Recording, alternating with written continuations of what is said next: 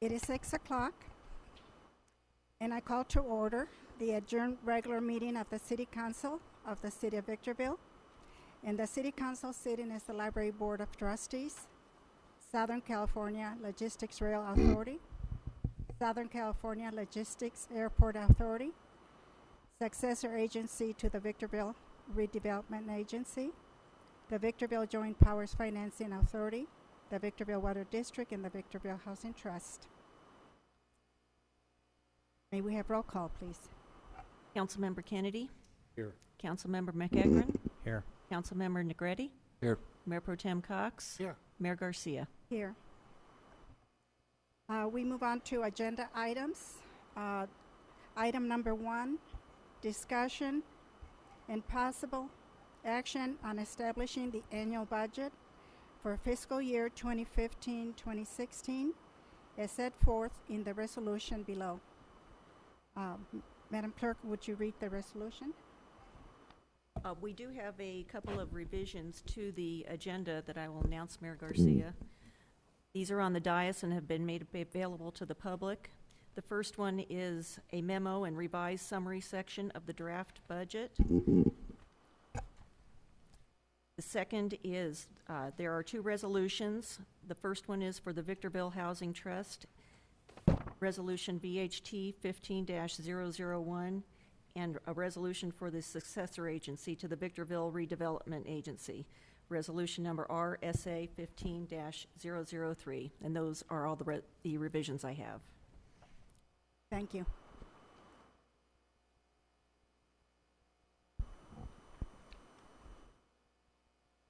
Madam Mayor and members of the council, if I might, we began to discuss the budget last week, and Deputy City Manager Bill Webb gave an overview. And before we got into any department specifics or any Q&A, there was interest on the council to have a full workshop. So we moved all the budget items to tonight's meeting, and we've expanded the PowerPoint somewhat.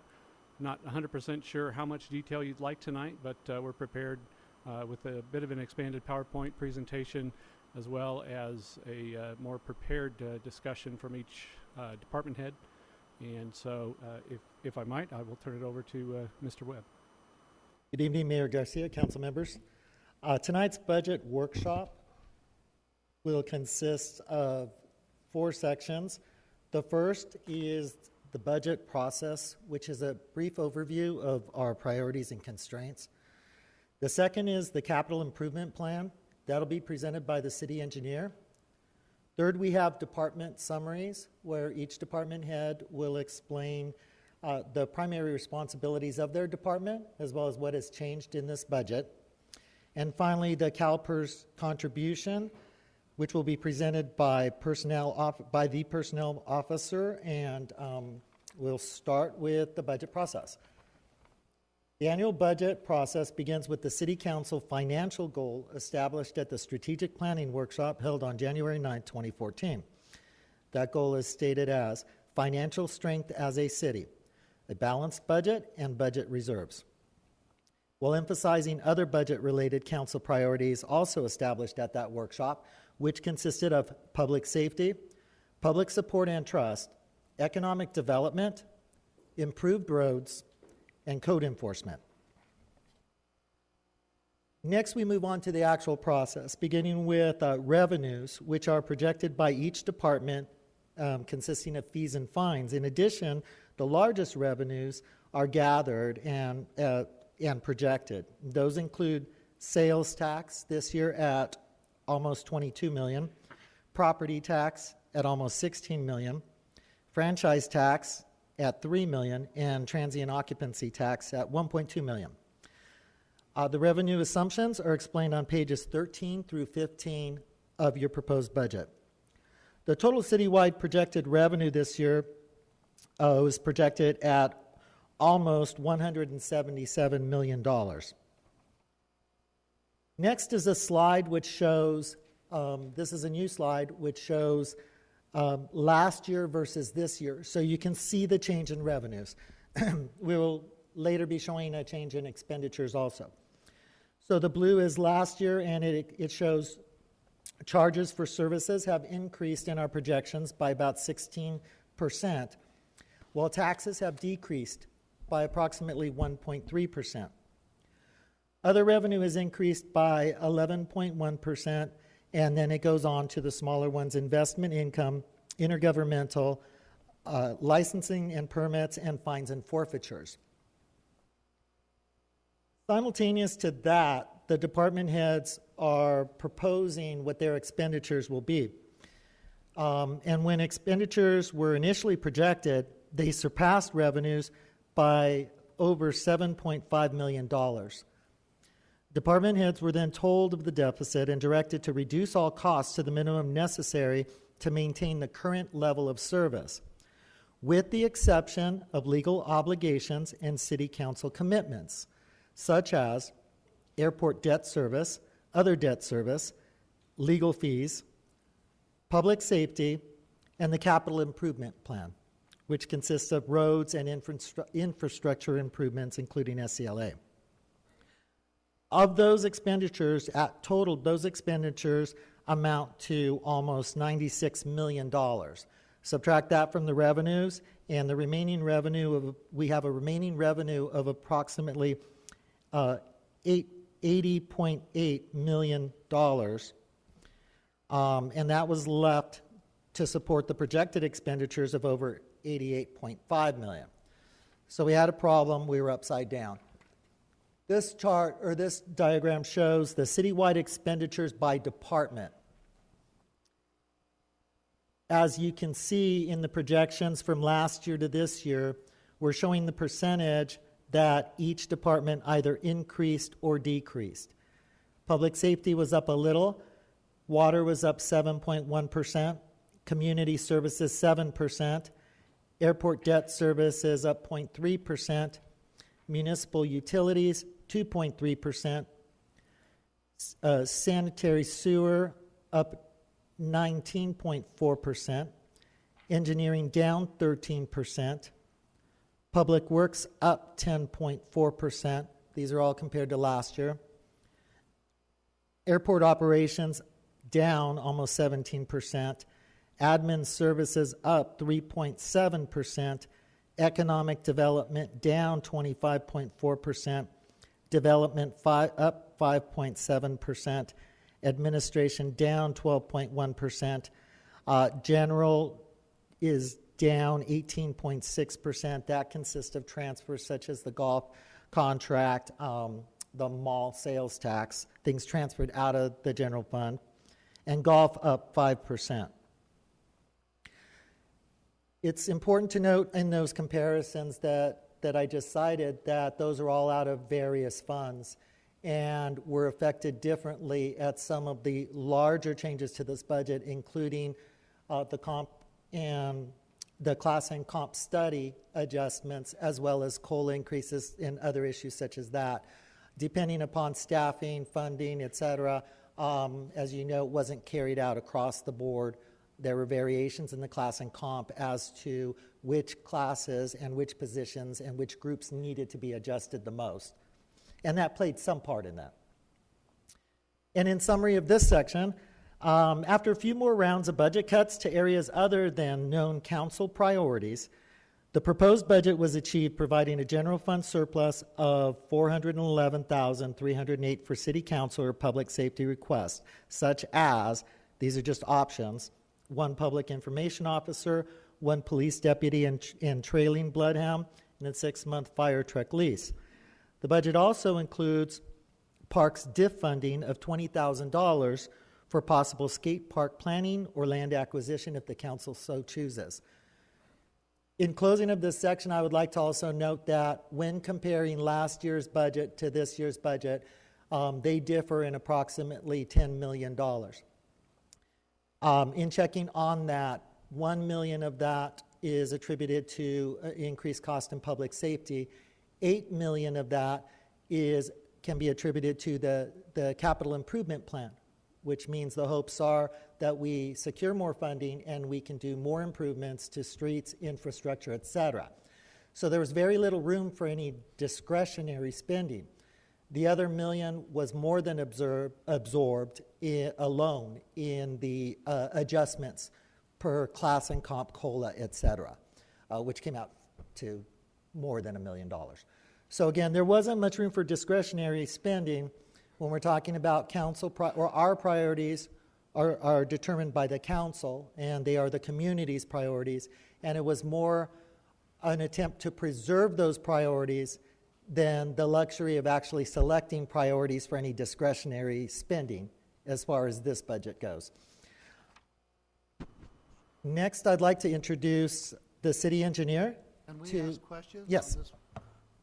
Well, I had some questions on just about every one that came up, but I didn't want to interrupt you. Can you go back? Is that okay? Or Please. Yes. I had a question on the expenditure slide. Yes. go back to the first slide? Okay.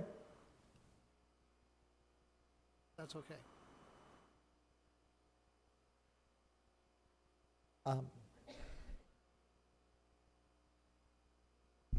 Brandon, can you go back to the first slide, please?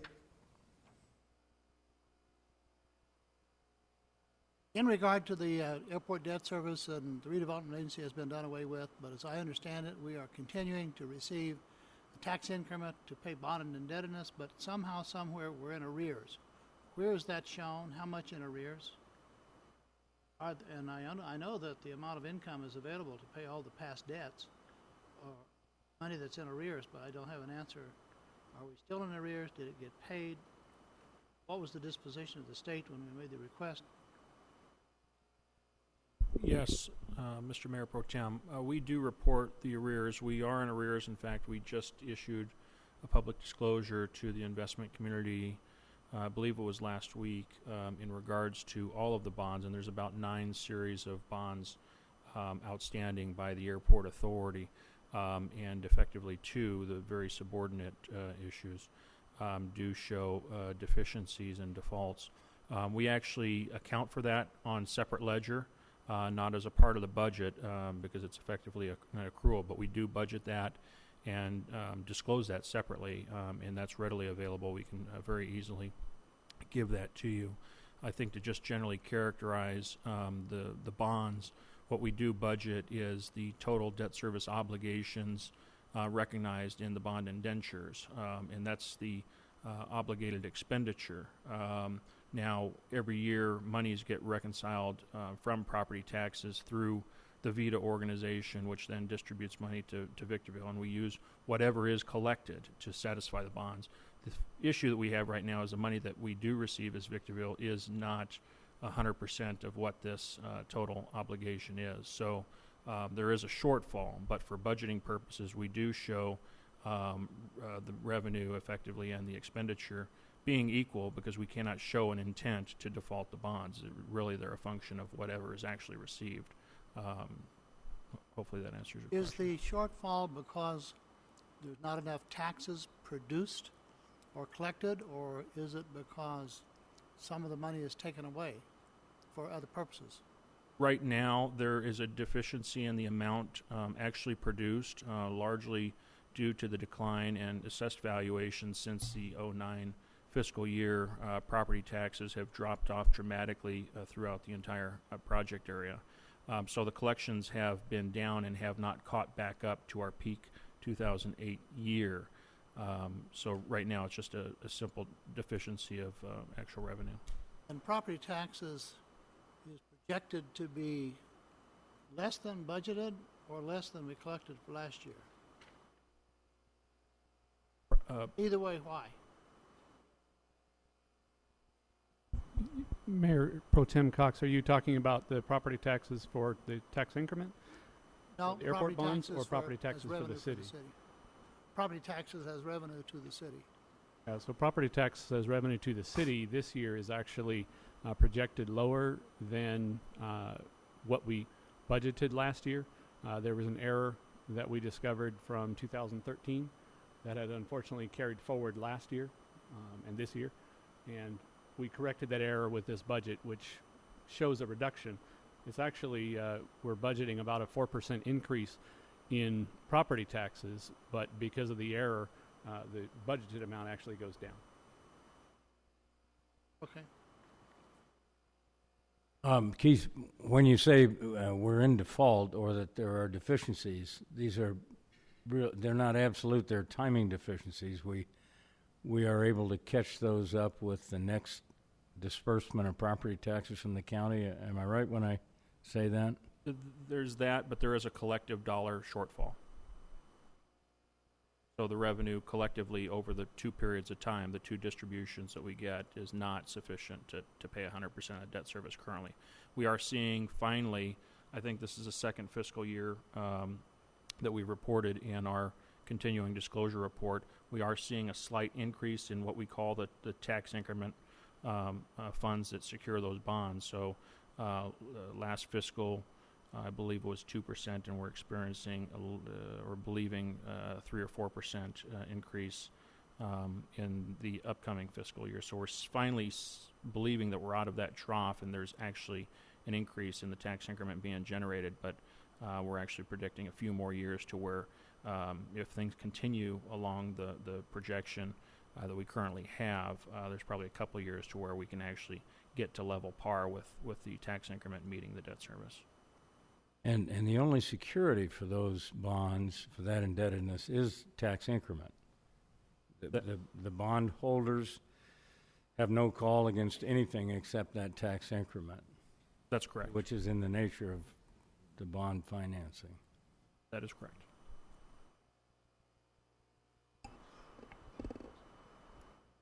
Next slide, please, Brandon. Questions on this slide? Well, this was for the taxes, and that was been answered, and that's all I had on this particular one. Next slide, please, Brandon. Okay. Kind of covers the same thing. Okay. Next slide, please. Well, no, I do have a question on the capital improvement projects for the road, SCLA, and so on, $29 million. Is that a published list yet? I mean, I saw a list someplace, but it was a very extensive list over a 5-year period. Yeah, the back half of the budget book is the entire CIP. Okay. All right. I only spent 3 days on this. I didn't get to the back page. That's our next portion of the presentation, so you'll get a lot more detail on All the right. CIP at that point. Other questions? Next one. Well, the remaining revenue of $80 million was left to support projected expenditures of over $88 million, and since the budget is not an authorization to spend, staff isn't allowed to overexpend. Where did you cut the $8 million from? Each department, as they present, can answer. I can tell you right now from administrative services, there was approximately $1 million cut from improved and upgrades to technology. So that it was all cut before it got in the budget, so we don't have Absolutely. a budget. Okay. The budget is balanced with a surplus That's at this the only point. question I had on that. Yeah, Mayor Pro Tem, as you recall when you were the city manager, the very first round of budgeting, department heads have a bit of a wish list going, and it's a matter of trimming that down to what will actually fit within the revenues.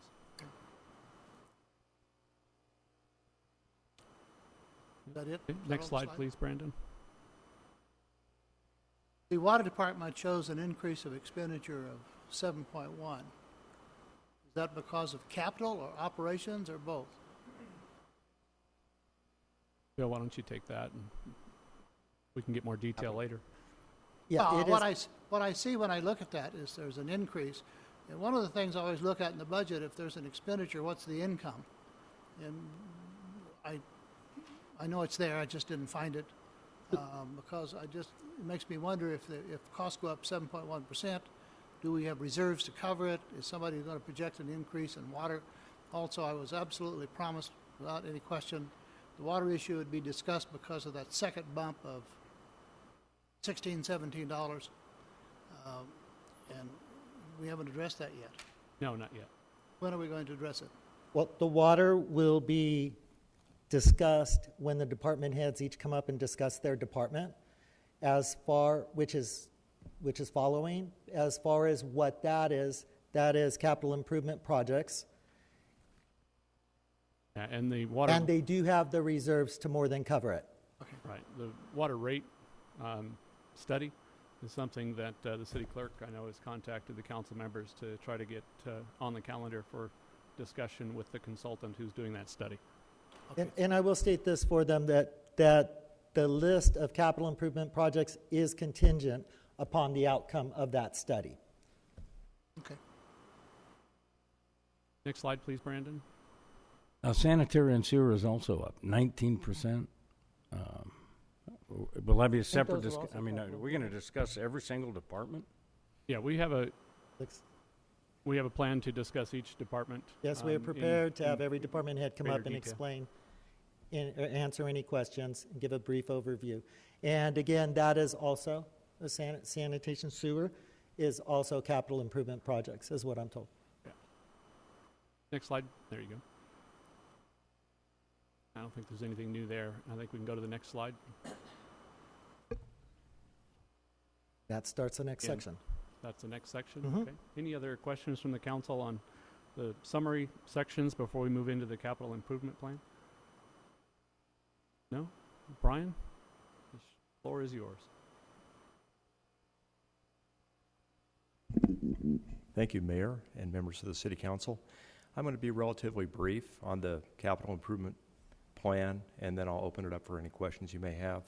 Just to give an overview of the plan, it involves a number of categories, as you can see: streets, traffic signals, drainage, sewer, water, airport, the VMUS municipal utilities, facilities, equipment, and then the technology are some IS-type improvements.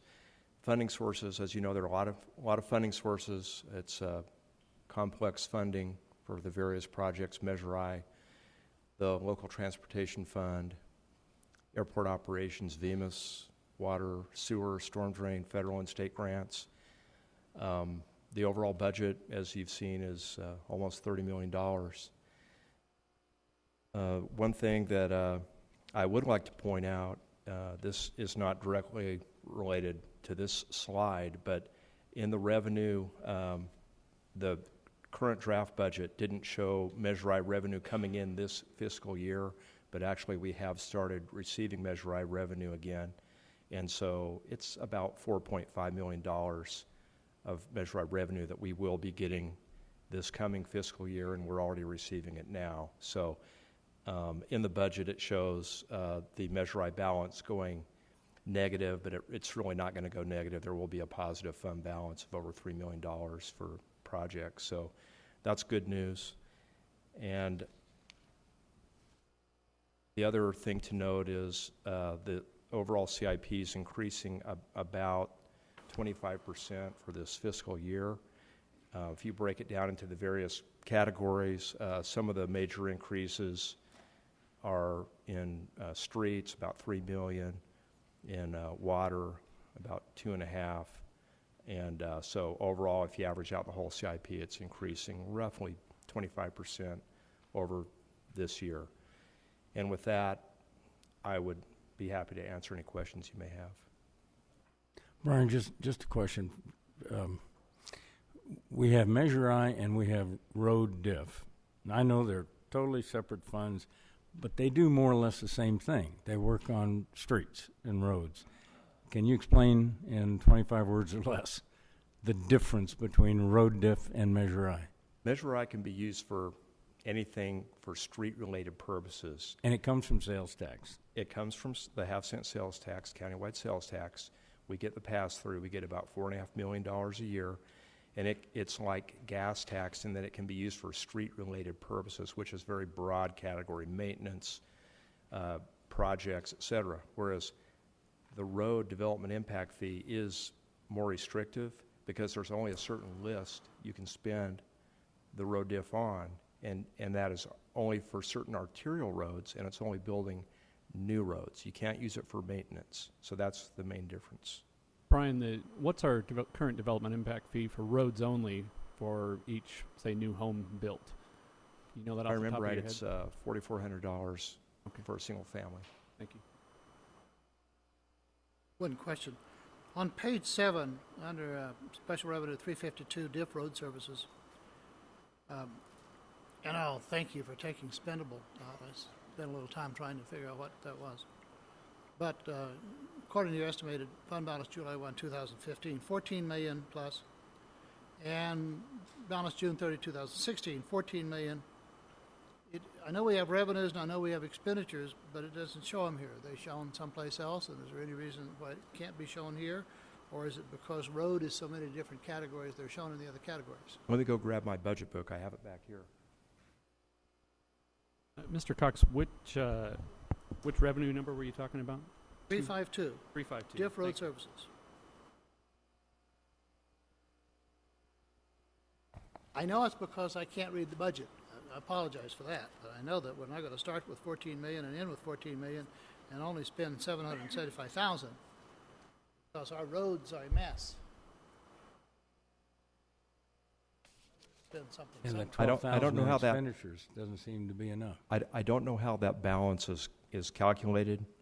I do know that the actual cash available is a fraction of that. Because I know we looked at that recently. We made a payment to Sandbag to pay down what we owe on the interchange. So I'm not really sure what all goes into that particular number, but it's definitely a smaller number than Wasn't the 14 payment million to as far Sandbag as the Measure cash. I'm funds? No, actually, it would be the road diff, and then it comes back as Measure I. I see. Well, I thought it was probably related to the agreement that we had on the Nisqually interchange, but I couldn't find an explanation there, so I didn't want to assume it, because we did some trading of dollars to. Is the cash not there because there's a $21 million deficit in the public buildings diff? I mean, do all these diffs go into one? Ultimately, in the Cash accounting bucket? statements, they are rolled up into one number. I think trying to determine that right at this moment is going to be difficult for us. So certainly we'll have it to the council tomorrow. Some explanation of that 14 million.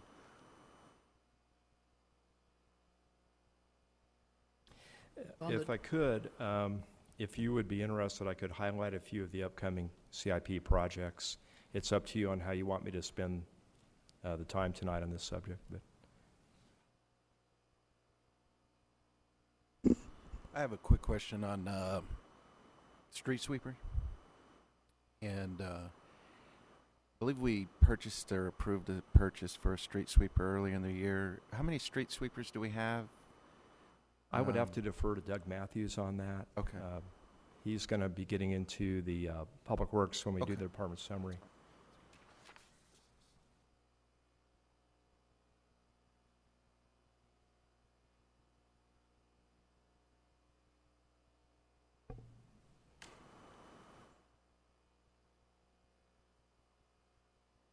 Go ahead, Doug. Yeah, we currently have 5 street sweepers and 4 operators for them. We had one that was totaled this past year due to a traffic collision that was not our operator's fault. So we run 4 full-time street sweeper operators. And has the city ever considered contracting these services? We've looked at it several times, and it just to be able to control when and where we sweep easier and make sure we know where they're at. It's just we have more control over what they're doing and where they're at if they work under us as opposed to contracting. We didn't see any savings in the budget as well, and there's other cities that have been doing it, and they're not really that happy with it. I think Hesperia is one of them. They end up not sweeping the center lanes of the streets out there because of it. So that's something we do perform. And we studied it pretty heavily in 2009, 10, maybe even 11, I don't recall, and ultimately ended up eliminating one of the street sweeping positions for a couple of years and then brought it back recently. So there's 4 operators, 5 street sweepers. Correct. And if this is approved, there would be 6 street sweepers. We'll still only have 4 operators, and there's only 4 operators in the budget, and we're down a street sweeper because it was totaled. So the goal is to have usually 1 extra street sweeper. They require a lot of maintenance, and one of our sweepers is more of a specialized street sweeper, so it's not really used full time a lot of the time. So the budget allows for the 4 operators, and that's really where the budget goes to is in your personnel, as well as maintaining the machines is quite expensive. I understand that. And so next year, will we be asked for another street sweeper and another street sweeper? I mean, I would love to hire as many as you'll give me. I ask every year, but that's my wish list that kind of goes. So, or what would be a normal, or what would be an ideal number of operators and actual machines? you know, it just really depends on how often you want them swept. I think they're about on a 2 to 3 month cycle in residential streets. We sweep our commercial routes weekly, and we have contracts to sweep the state highways and such. So it really, that's a discussion probably to be had later, is how often do you want to see it happen out there? The more sweepers, the more often we're going to get to it. Well, the one that's asked for here is replacing a 2002. Are the other street sweepers more than 10 years old? Yeah, they're getting aged out pretty quickly, and we also have some carb requirements that are going to affect us down the road as well, and they do take a beating out there for sure, but our fleet staff and our operators do a lot of maintenance activities on them themselves and do a pretty great job of keeping them up. And I understand absolutely about emissions and that type of thing, and especially when something becomes no longer serviceable. I understand that. But in general, and I'll probably say this again tonight, the rationale for getting other equipment or newer equipment, I see some explanations in here. Well, this vehicle's over 100,000 miles.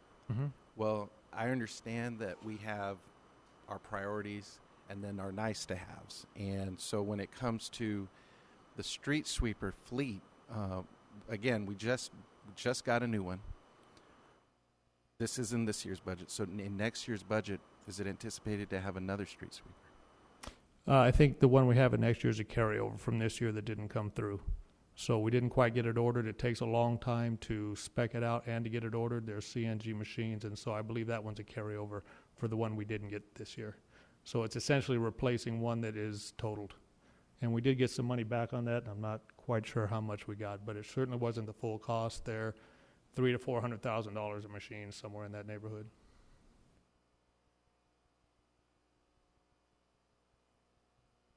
Okay. Bill, how do you want to introduce the next section? Just go.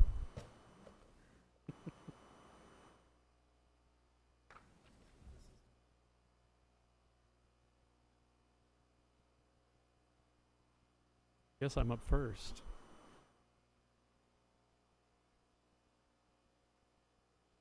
So the administration portion of the budget is kind of an oddball term. It's kind of a catch-all term for everything sort of on the north end of the building. It's the city clerk's office, city council, city manager, and city attorney, and risk management as well. There are very few changes to this budget. As far as any kind of programmatic, there are none. City clerk's office has a 2-year cycle for elections. So 1 year she cuts a bunch of money from her budget and looks great because there's not an election, and then next year her budget's going to increase significantly because there is an election. So there's about $50,000 reduced over last year for the city clerk's office because we don't have an election in 2015. So like I said, don't get too excited because it'll be back next year, at least some portion of that. So any other changes are really incremental. We're adding one conference for for records management. There's a national conference that happens that our records manager has wanted to go to and been unable because it hasn't been in California. This year it happens to be in San Diego, so we're taking the opportunity to send her to that. But other than that, there's nothing new. City attorney budget is not the city attorney. We name it city attorney budget, but it is a combination of the services provided by the city attorney as well as any contract attorneys. In this case, there is a fairly significant reduction because the SEC case is set for trial in October. So we are budgeting less this year than we did last year by about $500,000. It's difficult to know how much that case ultimately is going to cost, but this is our best estimate is what we're going to need for the 4 months or so for next fiscal year from the general fund at least. In the city manager's budget, there are no changes. There are a couple of costs that are reflected a little more clearly in the detail budget with regard to some retiree costs. And our contract services are down slightly. We just didn't use the money we had this current year and don't have a need for the full amount that we had budgeted, so we're reducing it slightly. So that's the extent of what we call administration, just as sort of a catch-all for those budgets. Happy to answer any questions on that. If not, we can move on to the next category. Questions? Next slide, please, Brandon.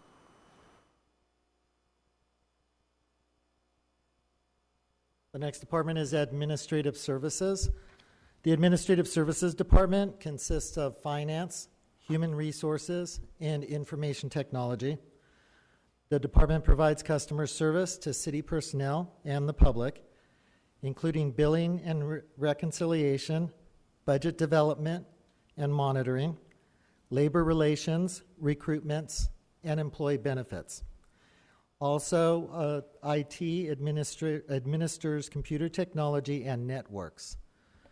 There's very little change to the department or the budget other than other than 2 GIS positions requested and funded by Water and Sanitation to provide data collection and creation, mapping, analysis, and related services. And that's to map and monitor and improve the city infrastructure, coordinate that mapping, and improve customer service. Questions? Next, please.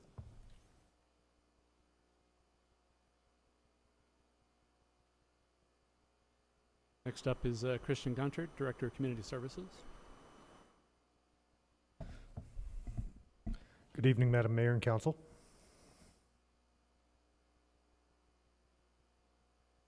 Community Services has both special funds as well as general funds that it spends. Water conservation and solid waste and recycling are both special funds. Inside those, the solid waste code enforcement field crews operate, administration of the solid waste disposal contract, community cleanup days, neighborhood cleanup program expansions this year, and household hazardous waste collection center, and the MRF is all operated out of that. In our general fund, we have animal control, facilities, golf operations, the library, parks, recreations. Of all of those, we have very few capital improvement projects this year. We've been fortunate enough to be awarded 2 CDBG projects, one for new HVAC systems for the library and one for a new roof on the Hook Gym area of the Hook Community Center. That gives you a rough summary of the department. If you have questions specifically, I'd be glad to answer. I have a question. Yes, sir. Before the city adopted the resolutions and combined the taxes that comes into the general fund, we had taxes that went into sanitation, fire, and parks. And the taxes produced a figure, several millions of dollars. But the amount to operate the parks from the general fund was a substantial subsidy. Now that it's combined, I suppose there's no way to figure out how much the taxes that used to be allocated to the park are still allocated to the parks. Because the cost, the expenditures keep going up, I'm assuming that the general fund is the only place that subsidy can come from. Someone speak about that? Sure, we could go back and at least make somewhat of an estimate based on the final year that the Rec and Park District, the Fire District, and the Sanitary District were in existence to determine how much of the what is now general fund property taxes it may have been, assuming all those percentages would have stayed the same, which they likely would have. Another piece of that is actually library, which is separated out. We don't have it tonight, obviously, but that's information we can get to the council. The parks and recreation services are no longer a subsidy of the general fund. They are part of the operating budget of the general fund. So, but you are correct. Both the fire district and the rec and park district, when they still had property tax separate from the city, relied very heavily on the city's general fund as a subsidy, as a transfer in and out. That was one of the reasons why we dissolved those districts, was because it was essentially just accounting work, and there was no opportunity in the future for those funds to ever make up that surplus or repay that loan, if you wanted to call it that.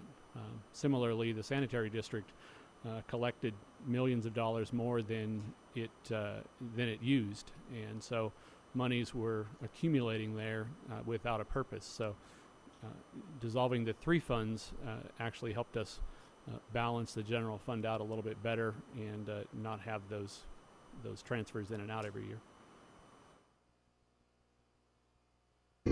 A Christian question. Yes, sir. Facilities are up 200,000, parks are up 300,000, recreation is up 150, and the library is down $170,000. So Yes, can sir. you explain the priorities and what's happening in those different? Yes. One of the reasons the library is down is because there are no capital improvement projects specifically set aside for it this year. That's why it went down. The library operates at a fairly constant level based on tax increment. They generally don't exceed the tax increment that comes into the city. This year, as I said, we've gotten at least one CDBG project coming up that we'll be able to fix the HVAC systems with in the 2016 fiscal year. However, last year, the current year we're in, we actually had one for new parking lot lighting, and another one for, I believe it was roof repair. Both of It was which, up a lot from the year before. yes. Yeah. Yeah. Why are facilities and parks and rec higher? Okay. We've added some to facilities in terms of their operations and maintenance budget. We found some shortfalls that we needed to cover. Facilities, not so much as parks. The big issue in parks this year that happened was the court workers. We lost approximately 19,000 hours of volunteer time over the course of a 12-year period that accumulated to parks, maintenance in the parks. Because of that, we are going to be adding some part-time staff to at least operate a skeleton crew and try and keep on top of everything. That actually accrues about an additional 8,000 hours of part-time workers to our budget, and that's the big increase in parks.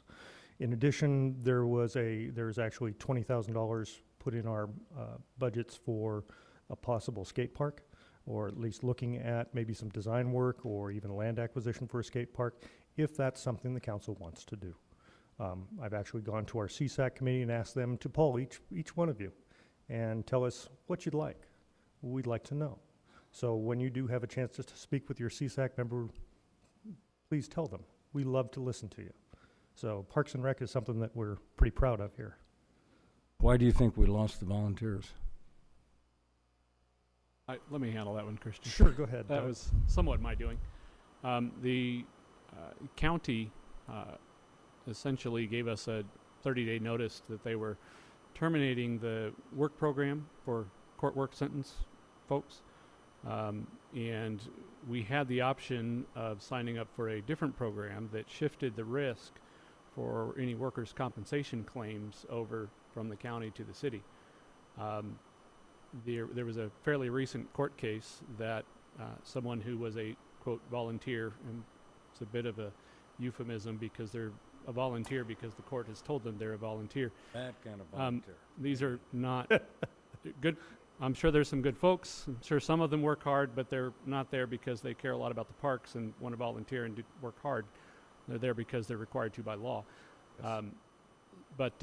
Anyway, the shift occurred or could have occurred, and because of the court case, we were leery of bringing in 10 to 20 to 30 quote, volunteers each weekend or during the week for some of them that potentially could go from earning nothing to having a fairly sizable workers' comp claim if they had an injury.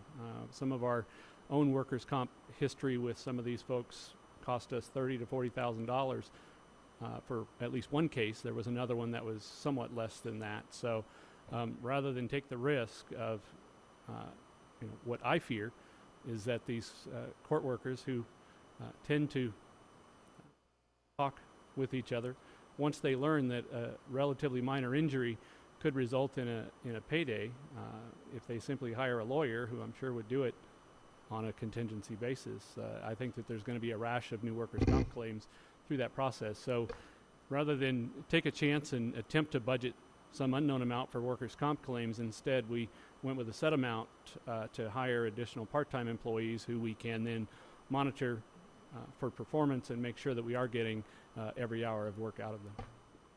Was this negotiable with the county or just take it or leave it?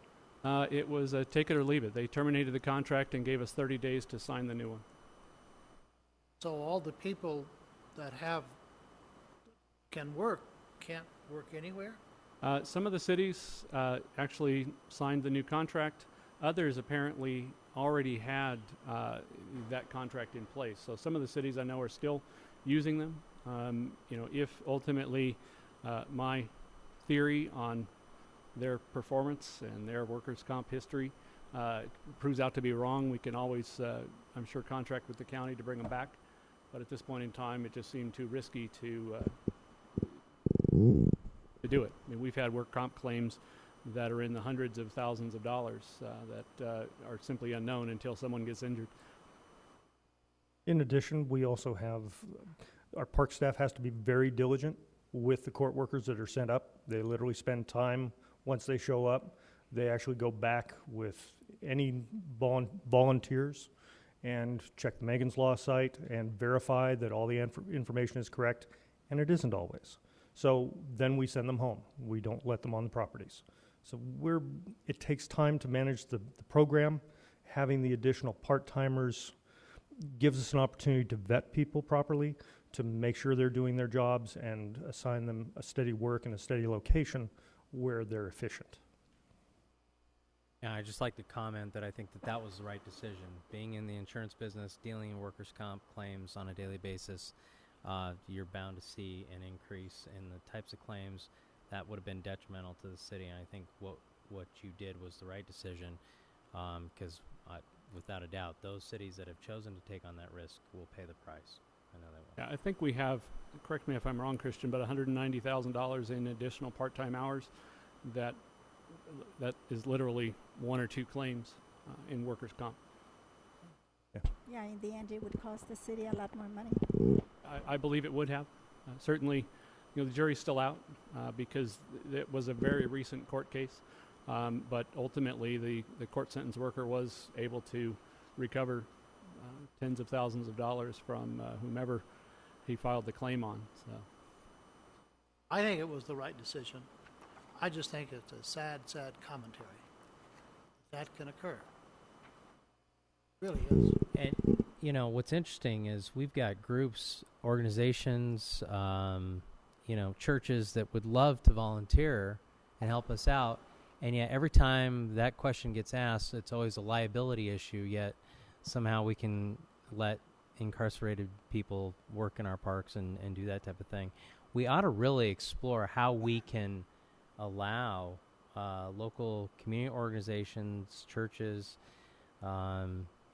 Boy Scouts, Girl Scouts, whomever wants to help out in the city, be able to do it without it incurring so much liability on the city and or those organizations. Because I'm telling you, people want to help.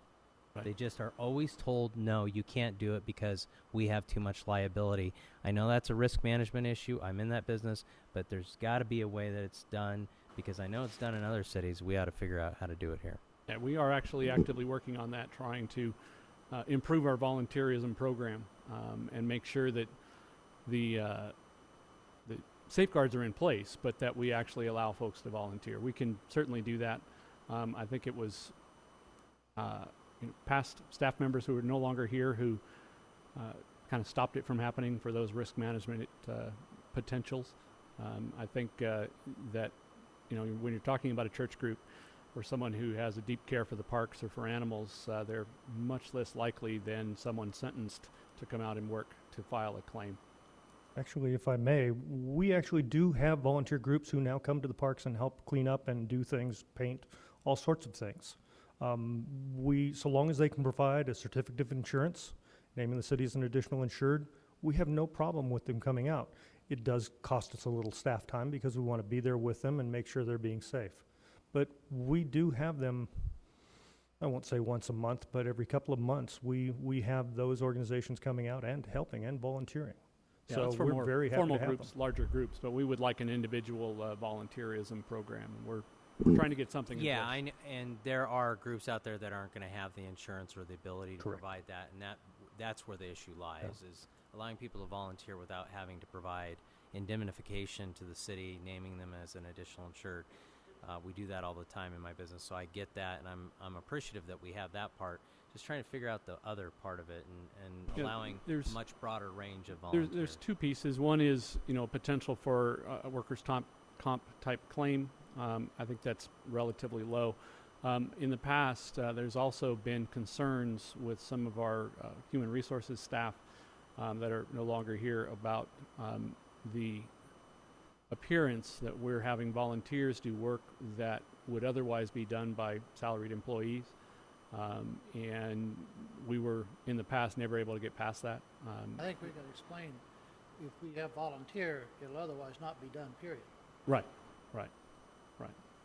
Yeah, it's something that I think we'll be bringing back later this year with a program in place that will have, council approval, authority, and we can finally open up to volunteers on a little easier basis.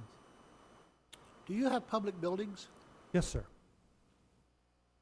I'm not sure this would be in your category, but on page 7, under account 350, public buildings, for the diff fee, shows a negative balance of 21 million. If I read that right. Yes, you did. That was Yes. That sort of. That is largely City Hall. What golf course as well? Actually, if I may address a little bit of that, one of the things I talked about was the $20,000 for possible skate park, doing some study, those sorts of things. We have some diff fees sitting there for parks, but it generally is used for new construction and or paying off existing bonds, if I'm not mistaken. I think one of the things that we were going to do with some of the balance in our accrued diff fees to date was possibly pay down the bonds we owe on the golf course, the Green Tree Clubhouse. So, But there's a debt on this building here?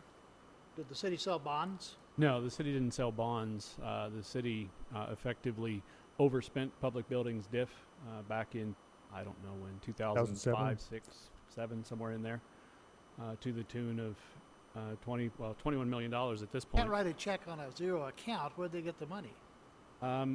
There was, gosh, this has been so many years I'm ago sorry. now. That's another time. I'm You cleaned this up. You were here. Well, this is trying to. this is Gotta one of be the road things. diff and- This is one of the things that we still need to work on. The public buildings diff. Gosh, my memory is getting foggy. I recall a meeting in what was these chambers, although it was the old chambers, where the then finance director, Adair, I don't want to mention her last name because I'm not sure which it was at that point, effectively stood up and told the council that the budget that they were about to adopt was contingent on essentially all development impact fees being loaned for the construction of City Hall until such time as it was paid. So that's as formal as it was back then. I was in the audience. I was not involved in finance. I wasn't involved in a lot of things back then, other than a few projects here and there.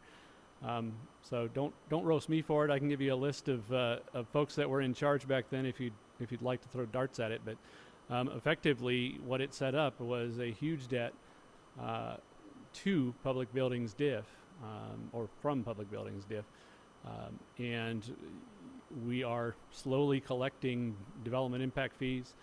One of the topics of discussion at the strategic planning session last January was fiscal accountability, and we have not gotten to it yet, but we still need to have a larger workshop type discussion about the remaining interfund borrowing that we have, and a discussion about how and when it's going to be repaid, and bring the new council all up to speed on what is still sort of hanging out there. We eliminated nearly $50 million in internal borrowing a couple of years ago that I know some of you are very familiar with, but there is still some remaining. There's some golf course debt remaining as well that is held by a variety of different funds around the city that ultimately is a debt of the general fund and not those other funds. So we have additional cleanup work to do. It's been the story of my career so far as the city manager and deputy city manager when I worked for you, Jim. It's cleaning up all these things, and we still have work to do. Still have work to do. I'd just like to see documents in place that the funds have been loaned, that there is an interest rate that's a part of the agreement that the council approved, that interest is being collected and will be given back to those funds, and some time schedules. I think it's always been important, but it's more important now because we're seeing a resurgence in building. According to the newspaper, we're getting a housing tract that started. There are new housing starts all over the city. We are collecting DIF fees again. So we need this, I think, documented so that there's no question where the money goes when we collect it. Agreed. Yeah, we have kept it separated out. DIF funds have been loaned for DIF purposes. We have not loaned across accounting types, I'll say. So back when we set up, Jim, when you and I set up the interfund borrowing that was undocumented then for, we kept the RDAs kind of together and had one RDA loan money to the other RDA. We kept the utilities together and had one utility loan money to the other utility. Right. Those are all funds that, like this, were just sitting as a negative account that was sort of unaccounted for as to which accounts had been used. So when we put that in place back in, I think it was 2010, there was some semblance of order as to who was loaning to whom. DIF was left out at that point as far as an actual interfund loan being put in place. I agree we should do that at this point, and we'll be doing that later this year. Thank you. If I could just back up a minute and just provide some overall comments, I think that might be helpful. Whenever we do these, to start the meeting with overall umbrella comments from the city council, so we are all clear about what the issues are. And I think we dove down into the details, and I don't mind doing that. That's no problem here. That's why we're here. But conceptually, if you just presented this budget to me and said, do you approve this, yes or no? I would say no. And I think the main reason why I look at, and great work, so I'm not being critical. I'm just saying I don't support it because from a priority standpoint, as a council, I'd like to know from this council at some point, do we want to get the city employees back to a 5-day work week? I mean, I think if you started there with that premise and then backed yourself into all the other issues that we have, I mean, you slap together 2 or 3 of these items, that's the difference of working 4 days a week or 5 days a week. If we defer some of these equipment acquisitions a year or whatever it happens to be, there you go. You just paid for going back to work 5 days a week. So even though when we ask questions and for clarification, I know that may irritate some folks, but you know, we're the ones that get held accountable when it comes to elections and voting straight out for a 5% increase. You know, that doesn't look good. And then the city residents are the ones, obviously, that we're here to service. So let's start with service. We're not servicing the community 5 days a week. And so just based on that alone, I have many other issues. But from that, if that's not a council priority, that's fine. It's a priority of mine, whether it's this year, next year, or the next year. Returning the city, I know we had a lot of issues in 2009, but things are getting better. So at some point, are we going to cross that bridge as a council and make that decision, or not? I think a lot of that was rhetorical, but let me respond by saying that the cost of that to the general fund would be approximately $1 million. The equipment purchases that you see are largely from other funds, from restricted funds that couldn't be used to pay the general fund employee salaries, unfortunately. If I had to guess, and it is a bit of a guess, I think, given that the SEC matter will be resolved during this fiscal year, and given that we are still seeing economic growth, my understanding is that the council does want to go back to a 40-hour work week. I think that was made fairly clear when it was brought up back in February or March. And if I had to guess, I would guess next fiscal year we will likely be able to do that. Unfortunately, just simply maintaining what we currently have from a budgetary standpoint, the funds aren't there to do that at this point in time, but I think we're very close. Well, again, now you're talking about priorities, and if you start with that and then back in everything else, I recognize what you're saying about the different pots of money, but it's just that's what I'm getting at, is that you look at the skate park, it has the same amount of attention as a concrete saw, so I don't know. So I was reluctant last week to approve this, but all right. Well, this matter's come up before. I think that this council can't avoid that discussion because we hear from, I do hear from the employees that it's great to have Fridays off. But I also hear from the general public constantly that Apple Valley's open every other Friday. I guess Hesperia is and why aren't we? Not that we need to be exactly like Hesperia and Apple Valley, but to have City Hall closed 3 days every week has worked out as a necessity of not having a lot of construction, not having a lot of development, and not having the money. But it appears that financially things are turning around and construction is beginning to occur, and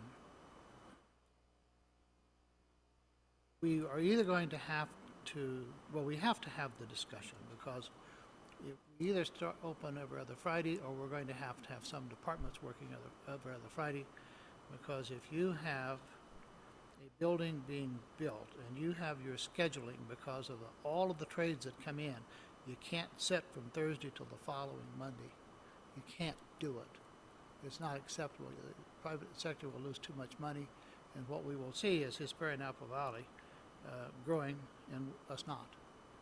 So it's a discussion we have to have. When do we have it? When's it convenient? I'm not sure, but I certainly think it sometime in the near future, I think we are going to be forced to have that discussion. Any more questions for Mr. Guntert?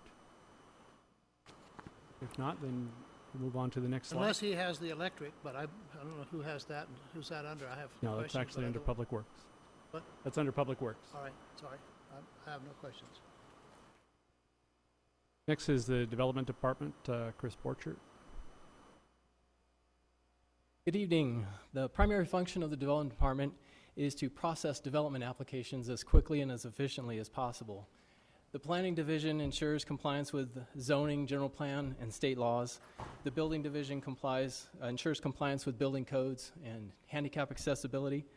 The Business License Division ensures the businesses meet state and local requirements.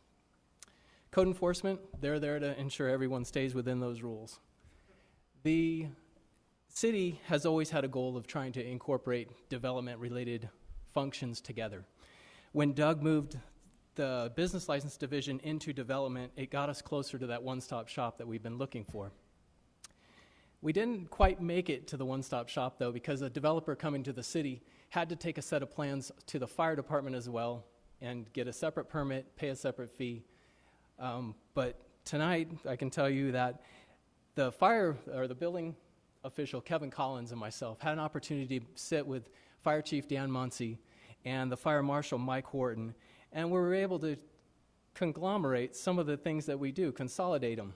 And so from now on, we're working towards, in fact, they've already moved. We've moved the fire team Dan's team into the building area, and we moved code enforcement over to where fire was at. And we've done this so that the development department, all plans can come through the development department now, even the fire plans. There won't be a separate submittal requirement, a separate permit. This has enabled us to consolidate a clerk position. We reduced a supervisor position by 75%, and we reduced an inspector. And this change alone has saved the city over $250,000 on the fire contract. So we're excited about that, and we're excited about getting closer to the one-stop shop possibility. On expenditures, you'll see very little change for the development department. In fact, any increase typically over the last few years has been because we've had our grant allocations reduced. The amount of grants we receive helps to pay for staff time and even for services and supplies that we need to buy. We're able to use grant monies for that. Those amounts have been going down over the past few years, so that's accounted for a lot of our increase. For revenues, we are proposing an increase if you look into our budget, and we're going to be coming to the council next week with proposed changes to the rental business licenses and also business licenses in general. The business license division in the ordinances that were required in the code, in the municipal code, were from 1971. They don't cover the cost of providing the services and issuing a business license today. So we will be proposing a new business license fee structure for you next week at the council meeting. We're also going to be proposing a technology fee. I know we've talked a little bit about technology, about the possibility for residents. Excuse me, Chris. Is that increased fee built into this budget? Yes, it's been proposed in the revenues. And the technology, we've mentioned it before to you, the ability for a resident to take a picture of a pothole, the ability of a code enforcement complaint to be able to send it to us over the internet. We'll be able to take those in. For the development community, it would mean being able to for building permits online, to have the plans reviewed online, to have comments sent back online, and to have the permit even issued to them in their office. So that technology is what we're hoping to move to next to provide for better efficiency and quicker processing of plans coming through the department. Again, that's coming to you next week. We'll be proposing those and showing to you those. Other than that, if you have any questions. I'm sorry. The county fire department that's here remains here. They're just in a different office? They just move down the counter a little ways. Yes. So Koopa's staying here then? No, that's a little bit different than, we're talking fire prevention in terms of plan checkers and building inspectors for fire. Yeah, there is a change to Coupa proposed as part of this budget. I had planned on talking about that when we got to fire, but we can talk about it now if you'd prefer. No, fire's fine. Okay. Chris, question. The operation and maintenance budget expenses are proposed to go up 115%. And just looking back over the last several years, is this going to your grants comment? Or explain exactly the explanation I got on the 2015 budget of 139 was that we had to submit that budget prior to knowing what our grant allocation was, and therefore it didn't include about 122,000 or something. So it is pretty close to what this year and the previous year were. Okay, that's all I need. Thank you, Chris. Next is public safety. I don't know if Sam or Dan flipped a coin.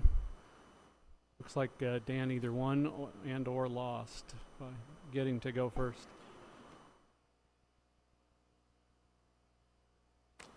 Sheriff's captain threatened to arrest me if I didn't go first. Firefighters work as a team. As you know, teamwork is very synergistic, and Chris just spent a good deal of time talking about how the county fire is looking to integrate teamwork into the city government. County Fire takes this teamwork and the synergistic very, very seriously with the cities and the citizens that we served.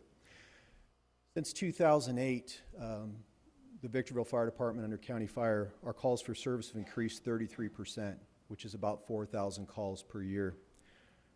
During that time, our budget's only gone up 5% aggregate total over that same time period. The reason is because we constantly look for ways that we can integrate ourselves with the city. There's a county motto that I really believe in, and that's that nobody's in a silo. And we've been ordered as county employees to look to tear down silos and to work carefully with the other departments in the county that we serve and in the city that we serve. This year is no exception. Our teamwork with the city is incredible. We've been able to keep our costs in check over the years with consolidation and regionalization of services. This year, there's 3 new ways. First, as Chris described, consolidating fire prevention with the development and increasing a service to the customers, a one-stop shop, the ability to submit plans and have our staff work very, very closely without walls with the building officials and development. County Fire was able to partner with the city in a really unique way this year, too, with the airport.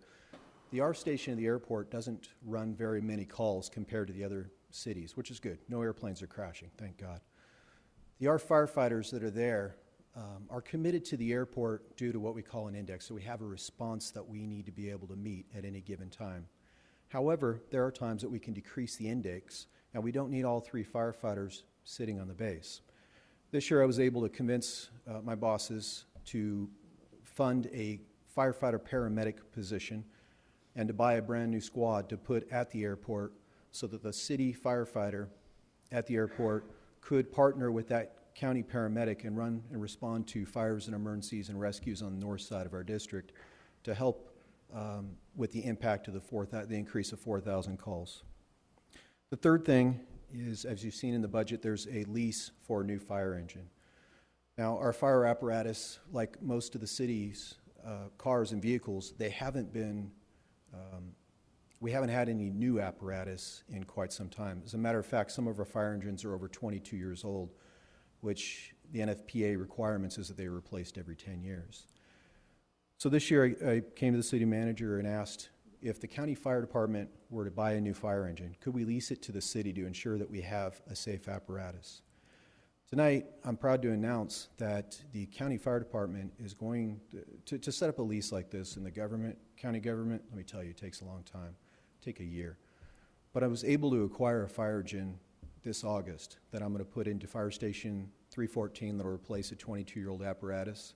And that $33,000 that you see in your budget is going to go away. We're not going to charge the city of Victorville for this apparatus for this year. I mentioned the county squad that's going to be going to the airport to be able to respond to medical aids and rescues. That's provided by the county fire department. And also we were able to enter an agreement with CalEMA or OES, California OES, to acquire a Type 1 fire engine. Type 1 fire engine is now stationed at Station 312. It's available for us as a reserve fire engine. So if any of our fire engines break down, we have a great fully equipped fire engine for us to respond in. Now this is at no cost to the city. Our agreement with Cal OES is that we will staff that fire engine with our personnel and respond to any emergency in California. But Cal OES will reimburse us for our staffing costs and for the maintenance and for everything associated with that vehicle. So moving forward, we're continuing to look for new ways to work with the different department heads in the city and with the city manager and continue to serve with the city of Victorville. Is there any questions? A couple of questions. Didn't we just get a brand new fire truck on a grant? You did. When Warren Peterson, Chief Peterson, he applied for a grant and the city was awarded that grant. That new fire engine will be here later next month. It takes about a year to build the apparatus once it's ordered. Yeah, I don't know that if you would, how this works. I know we talk about firefighters, paramedics. Is there a paramedic at every station, every shift? As of July 1st, there will be. The airport has not had any paramedics assigned to it. Now they will have a firefighter paramedic assigned to the airport. Every single apparatus in the city has a firefighter paramedic on it. And I don't know if you know, but we have very active ambulance company. Do they have paramedics on the ambulance? Yes, sir. AMR has a contract for this area for providing service. So the difference is we're the paramedic provider. We typically get to all the calls first, stabilize the patient. AMR shows up later and transports the patient. Well, if I fall down and bust my knee and call 911, I'm not going to get AMR. Yeah, you're going to be the first one to get it, but do you really need to respond if it's just a first aid call? Yes, sir. We're required to provide those services to our citizens as part of our contract and also as the paramedic, as the signed paramedic provider. We're there to start your treatment. And while a busted-up knee doesn't sound very serious, sometimes it can be a very serious injury that can require surgery, pain medications, those things. Our paramedics will arrive on scene and start administering that treatment and then hand the patient off to AMR. Now, one of the reasons why it takes AMR, and I'm not going to downplay AMR at all, they play a very important role, great company. Unfortunately, in this area, the high desert, the hospitals are impacted with just a huge patient overload. Those ambulances can transport a patient to the hospital and be sitting on bed delay, meaning that they're at the hospital with a patient on their gurney for sometimes 6 to 8 hours. There's simply not enough ambulances to go around. During these times, our paramedics are often with the patients waiting for AMR to be able to get the patients off their gurneys to respond to the calls. Now, we've been very proactive with that situation, too, in the city, because it's greatly affected our operations when you think that you have a fire engine tied up with a patient administering care, waiting for an ambulance. What we did is we bought a utility truck, we loaded it full of gurneys, and when the ambulances are stuck at the hospital, we send that utility truck to the hospital with one of our paramedics. We offload the ambulance gurneys, and our one paramedic will stay there instead of, say, 5 or 6 of the ambulance paramedics that may be at that hospital. I've often wondered, and maybe because I watched the wrong TV show several years ago in L.A., where in Los Angeles, each of the fire stations had a paramedic unit. So when it was a first aid call, they didn't send an $800,000 piece of fire equipment and 3 or 4 people. They sent 2 people to the paramedic unit. Yes, sir. And I've often thought that was a great idea and a substantial savings to the taxpayers, but I've never seen that discussed in this county. We've had quite a few discussions with the city manager as a proposed model as we move forward. As the city starts getting built out, your fire stations are located in the right spot for fire suppression. And we do need to look at a more cost-effective model for delivering that service. And having a paramedic squad is one of the better models and adopted to the industry standard. Putting a paramedic squad at the airport is one of the first steps to starting that model. And as the city grows, our call for services are going to increase. We're going to need to add paramedic squads throughout the county to accomplish that mission. Yeah, Dan and I were just talking earlier today, actually. We've talked a couple of times about this, and I know it's been a concern of yours, Mr. Cox, sending the fire truck to sometimes you'll call it the stub toe call, basic sort of first aid type calls. And in discussing it with the fire chief, rather than completely upsetting our current service model, we've been talking about the need for growth in next year's budget and future years as well as the city continues to grow. And the best alternative that we've come up with thus far is any growth would be through the use of paramedics and squad cars that would only have 2. Even at some point in the future, they may not even be full firefighter professionals that have that portion of the safety. But that's a lot of discussion between now and then. But as we grow, I think we're going to be more apt to grow with paramedics, as you're suggesting, rather than growing with additional fire trucks and fire apparatus. Worth the discussion. Dan, before you sit down, in fact, Sam, you might want to relax a little bit. I do want to talk about CUPA because that is a fire function. CUPA, oh gosh, Dan, help me with what CUPA stands for. It's Certified Uniform. I've actually brought the experts with me. Okay, we have experts in the back. Call them up to help address. Certified Unified Program Agency. Yeah. That's correct. So CUPA was one of the functions that was housed north of the Development Department. In discussing embedding those fire employees into development, the question came up about CUPA and what are we going to do with CUPA. I made what I thought was an innocuous decision that has turned out, I've heard, to not be so innocuous. But let me talk a little bit about CUPA. A couple of years ago, maybe 18 months ago, the council was addressing the CUPA fees because they didn't fully cover the cost of the services that were provided. And ultimately, the council voted to, rather than raise the fees to a level higher and potentially be a profit center for the city, the council directed staff to set the fees at what it costs for the service, which is what's been done. There are currently, so effectively it's cost neutral to the city. Coupa is a separate fund in and of itself, and the fees are based on their actual costs. There are 2 Coupas in San Bernardino County. We have one, and the county has the other. Larger cities in the county, such as Ontario, Rancho Cucamonga, and even San Bernardino City, I believe, rely on the county's Coupa for those services. They're both currently operated by San Bernardino County Fire. They operate their own Coupa, and they also, per contract, operate Victorville's Coupa as well. We actually reviewed a couple of proposals, the development staff and I, to bring the Coupa into the development department as part of maybe the sort of the plan check. It's really more of a field service that's provided. It's a public safety function rather than a development function, and we felt it was best that it remain tied to fire. Doug, I'm sorry to interrupt, but could you tell us what Coupa is? Some of us have no idea. Coupa, well, why don't we have the expert, what does it do? Ms. Wallace, get up and talk about Coupa. Good afternoon. Coupa is a weird acronym. It stands for Certified Unified Program Agency, and it's a state-designated acronym, and the intent is to consolidate, coordinate, and make consistent all the Coupa elements.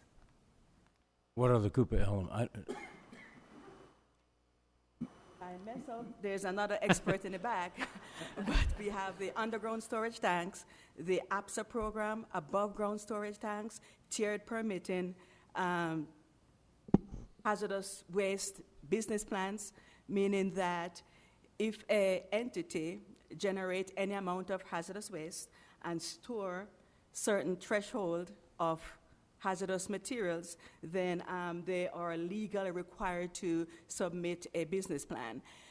This means that if something happens at the business, the fire department will know what's going on there and can respond appropriately. Hazardous waste. It's mostly hazardous waste and underground and above ground tanks, fuel tanks, basically. So when the development staff and I reviewed the option of bringing it over to the city, if you will, rather than part of the fire department, a couple of issues. One, because of the storage of these hazardous materials, we felt it was best handled by the fire department, as it's been traditionally at the city of Victorville for decades now.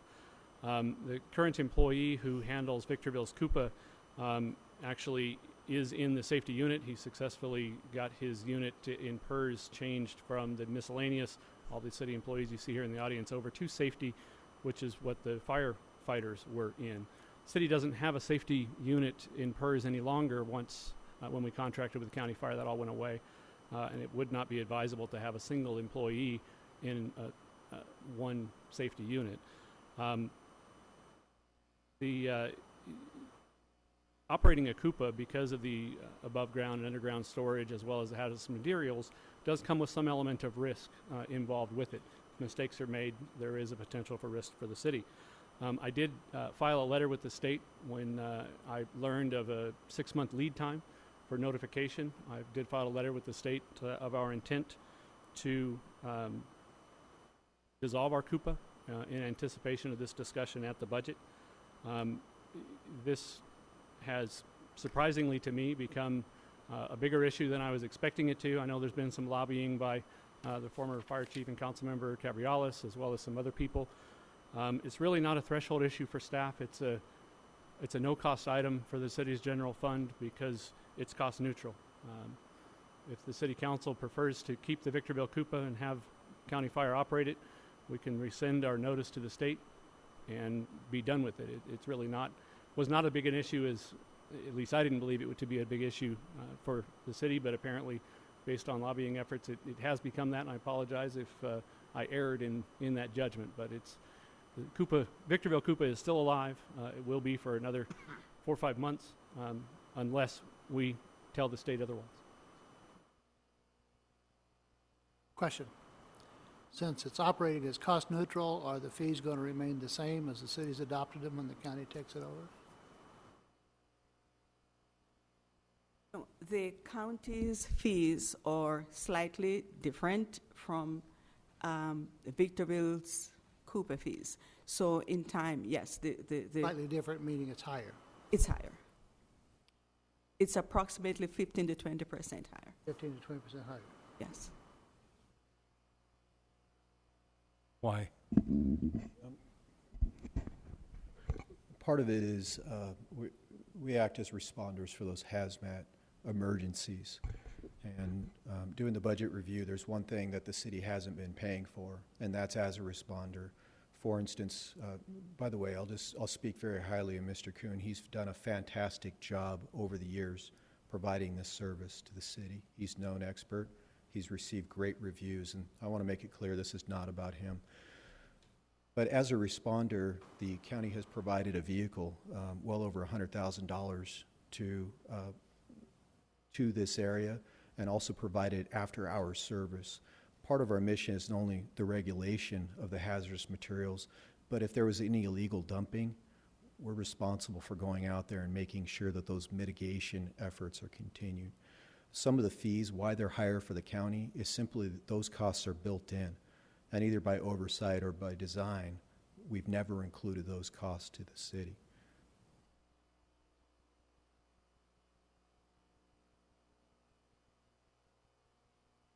How have those costs been covered? Sorry, I didn't. How have those costs been covered? When it was Victorville Fire, it was covered largely by the general fund. At this point, I suspect county is eating those costs. The county is subsidizing those costs. It isn't. I'll be honest. My whole conversation with Mr. Kuhn since finding out he was going to retire is, we're here to work well with the city.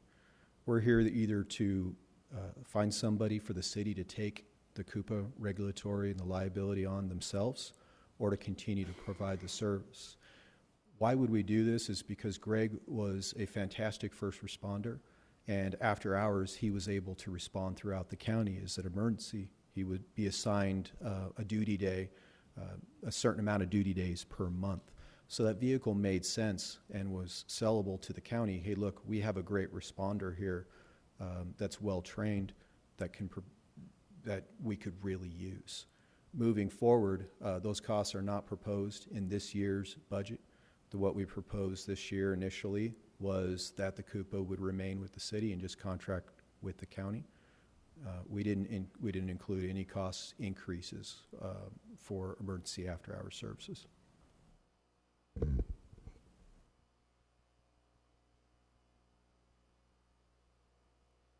Questions? Doug, I notice that the proposed budget is some almost $600,000 less. Is that what we're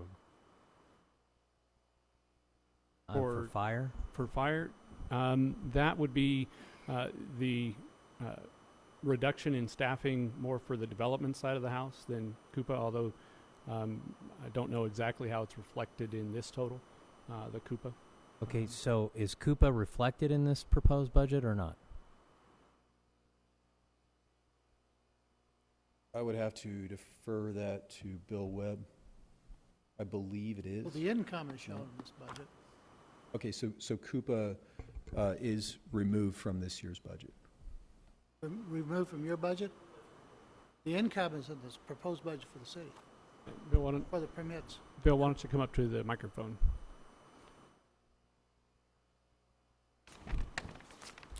Finance staff has stated that CUPA was removed, and as far as the income being in there, was that removed?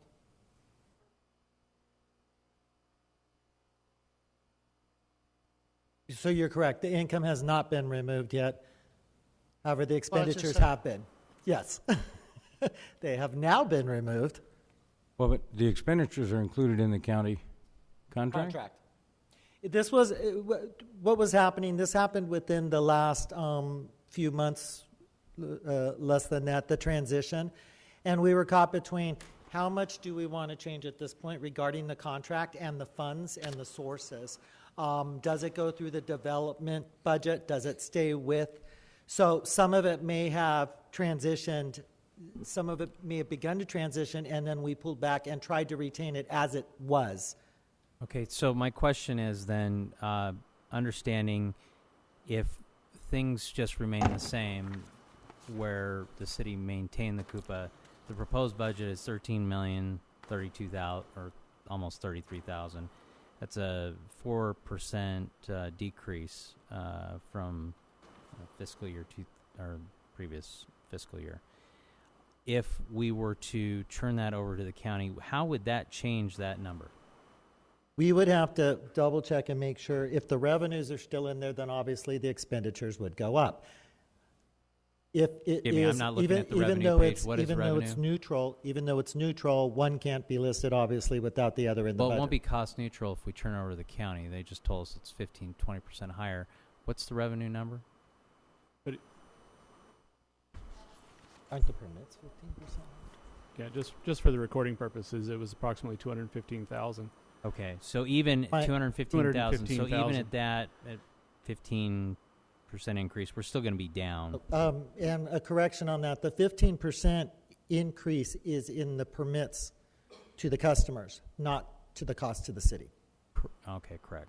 That Okay. does not get passed on to the But city either way. So the staffing, the cost of staffing would remain the same? Is that correct, Dan? Turn to page Coupa, 17. Coupa being Page 17. net neutral means that the permit fees are going to cover the cost for Coupa.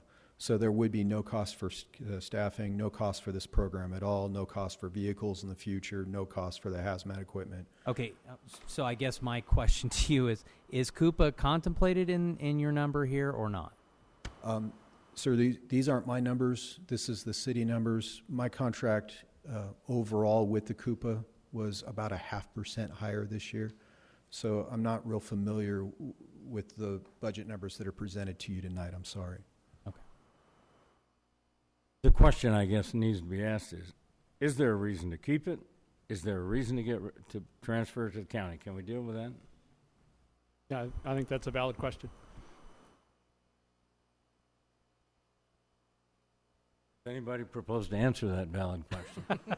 Well, the Kinda like budget hearing it. contemplated eliminating the Victorville Coupa as essentially redundant to what the county is already doing. I was told earlier today that the state is also actively trying to consolidate Coupas where possible.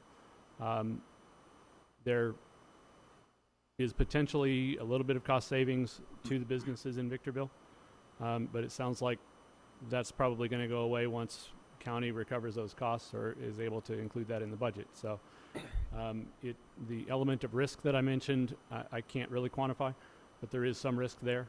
To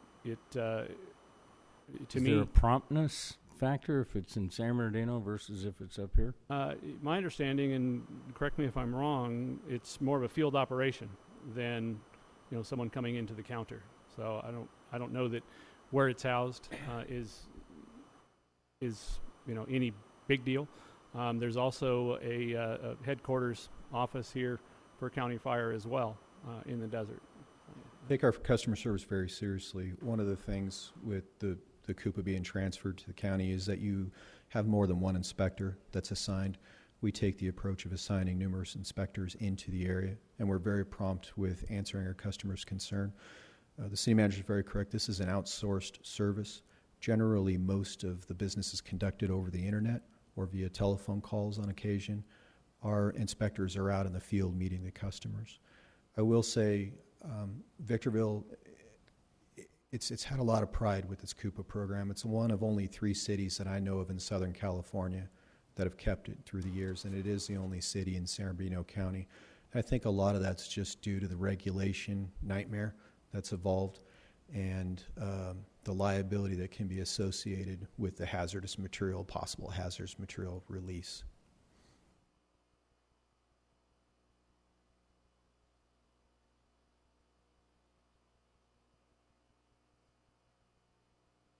Okay, I think we're done.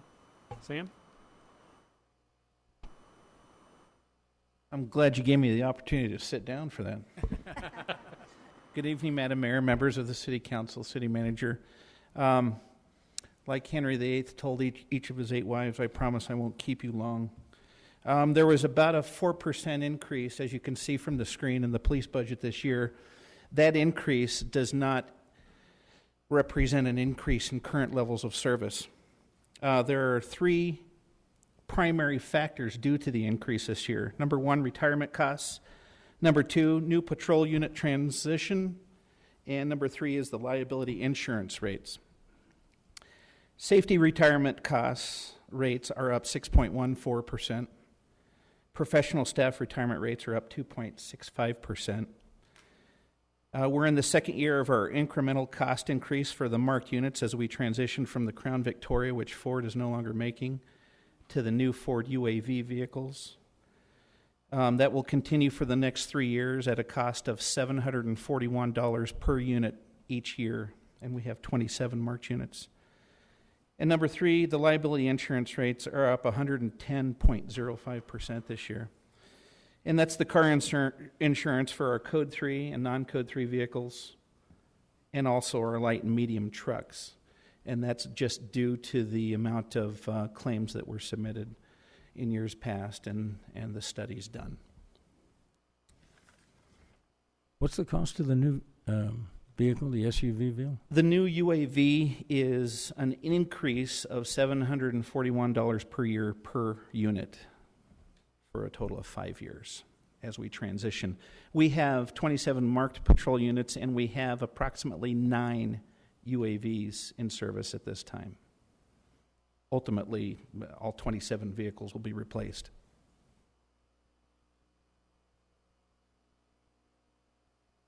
There are effectively no changes to the police budget, although there is some contemplated that was mentioned both last week and earlier today with the deputy and the dog. That is correct. There was one small $13,000 line item added as a result of, you called them volunteers, I'm going to call them inmate workers. Since we are also a city building, we no longer have inmate workers to perform the special service that we need, such as car washing and cleanup. And we're now taking those vehicles to keep them in decent shape to a local car wash.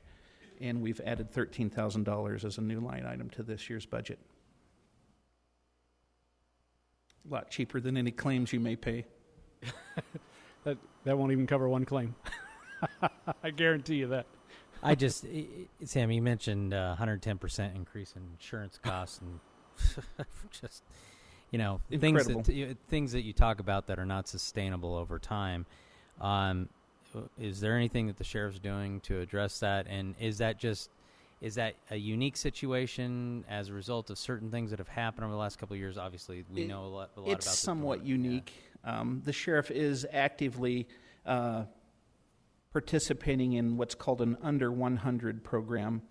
A lot of these large claims that were paid were due to crashes involving emergency vehicles and the citizenry, and some rather large settlements were paid by the county, which affected all of the contracts.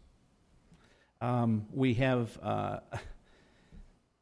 like I said, I want to be careful about talking about this, and I want to knock on wood. This year so far, we have seen a dramatic decrease in the number of crashes as compared to this time last year.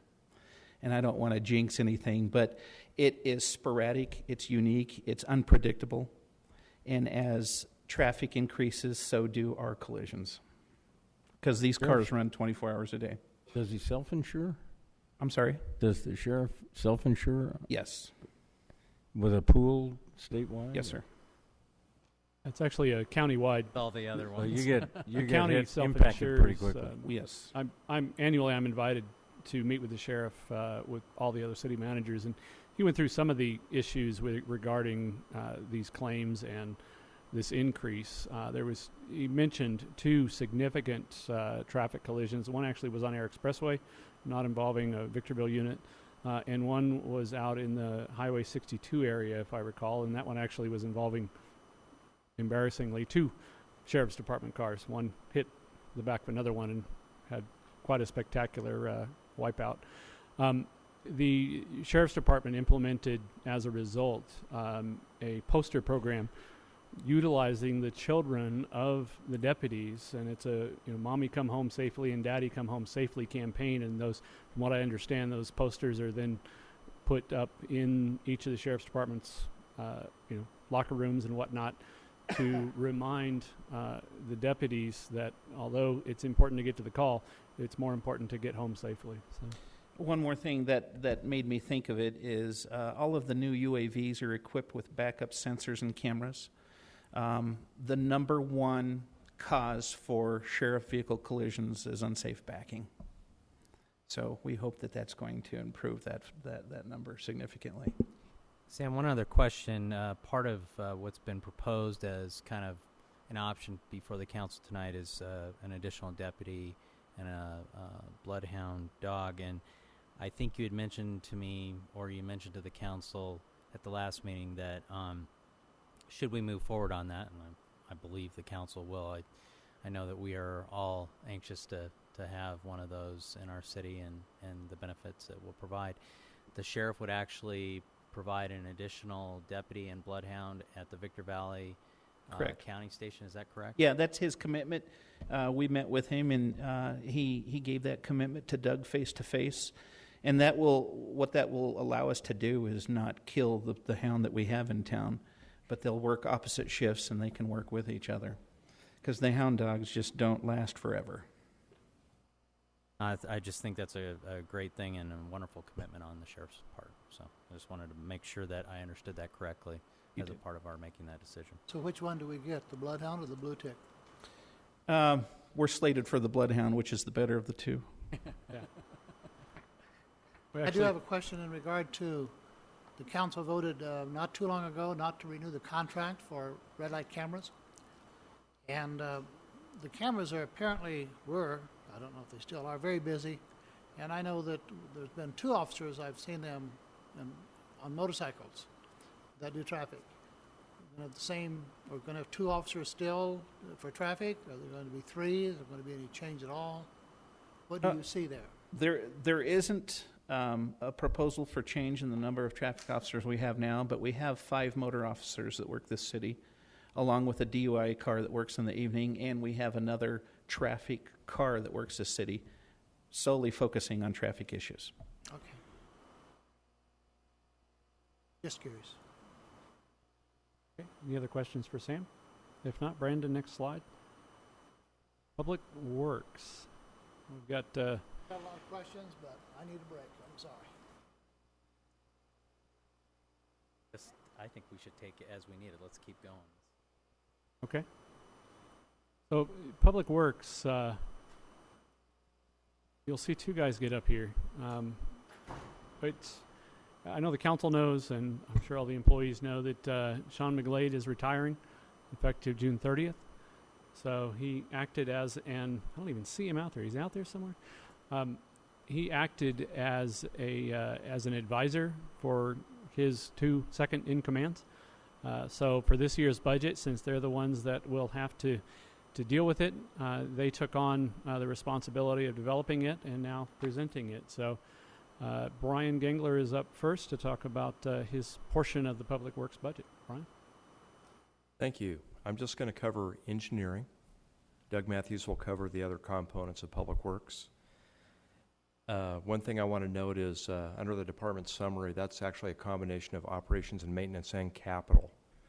So it's melded together in those different categories of engineering and Public Works and et cetera.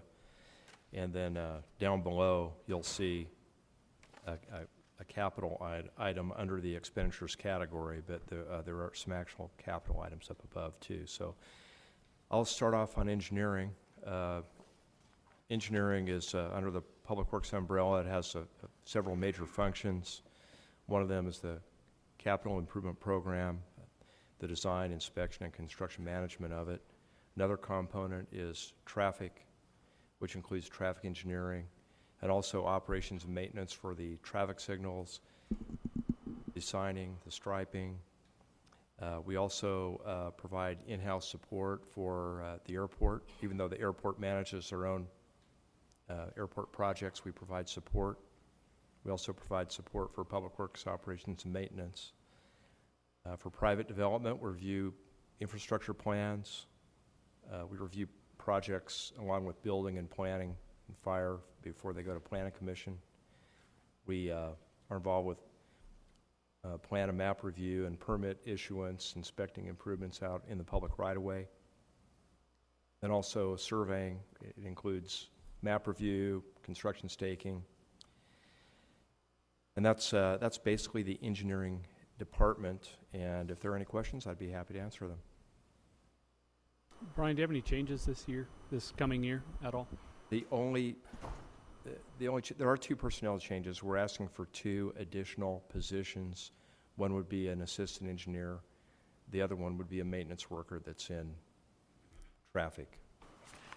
Now, is that reflected in these totals here, the budget totals? Excuse me? The increase, is that reflected here? The increase is really not shown under personnel very significantly. It only shows a 1% increase, but that is all rolled into that personnel category.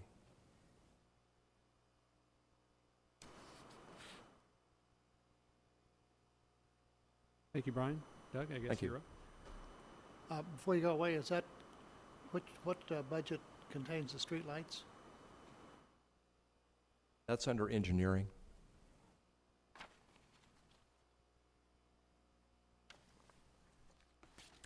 Good evening again.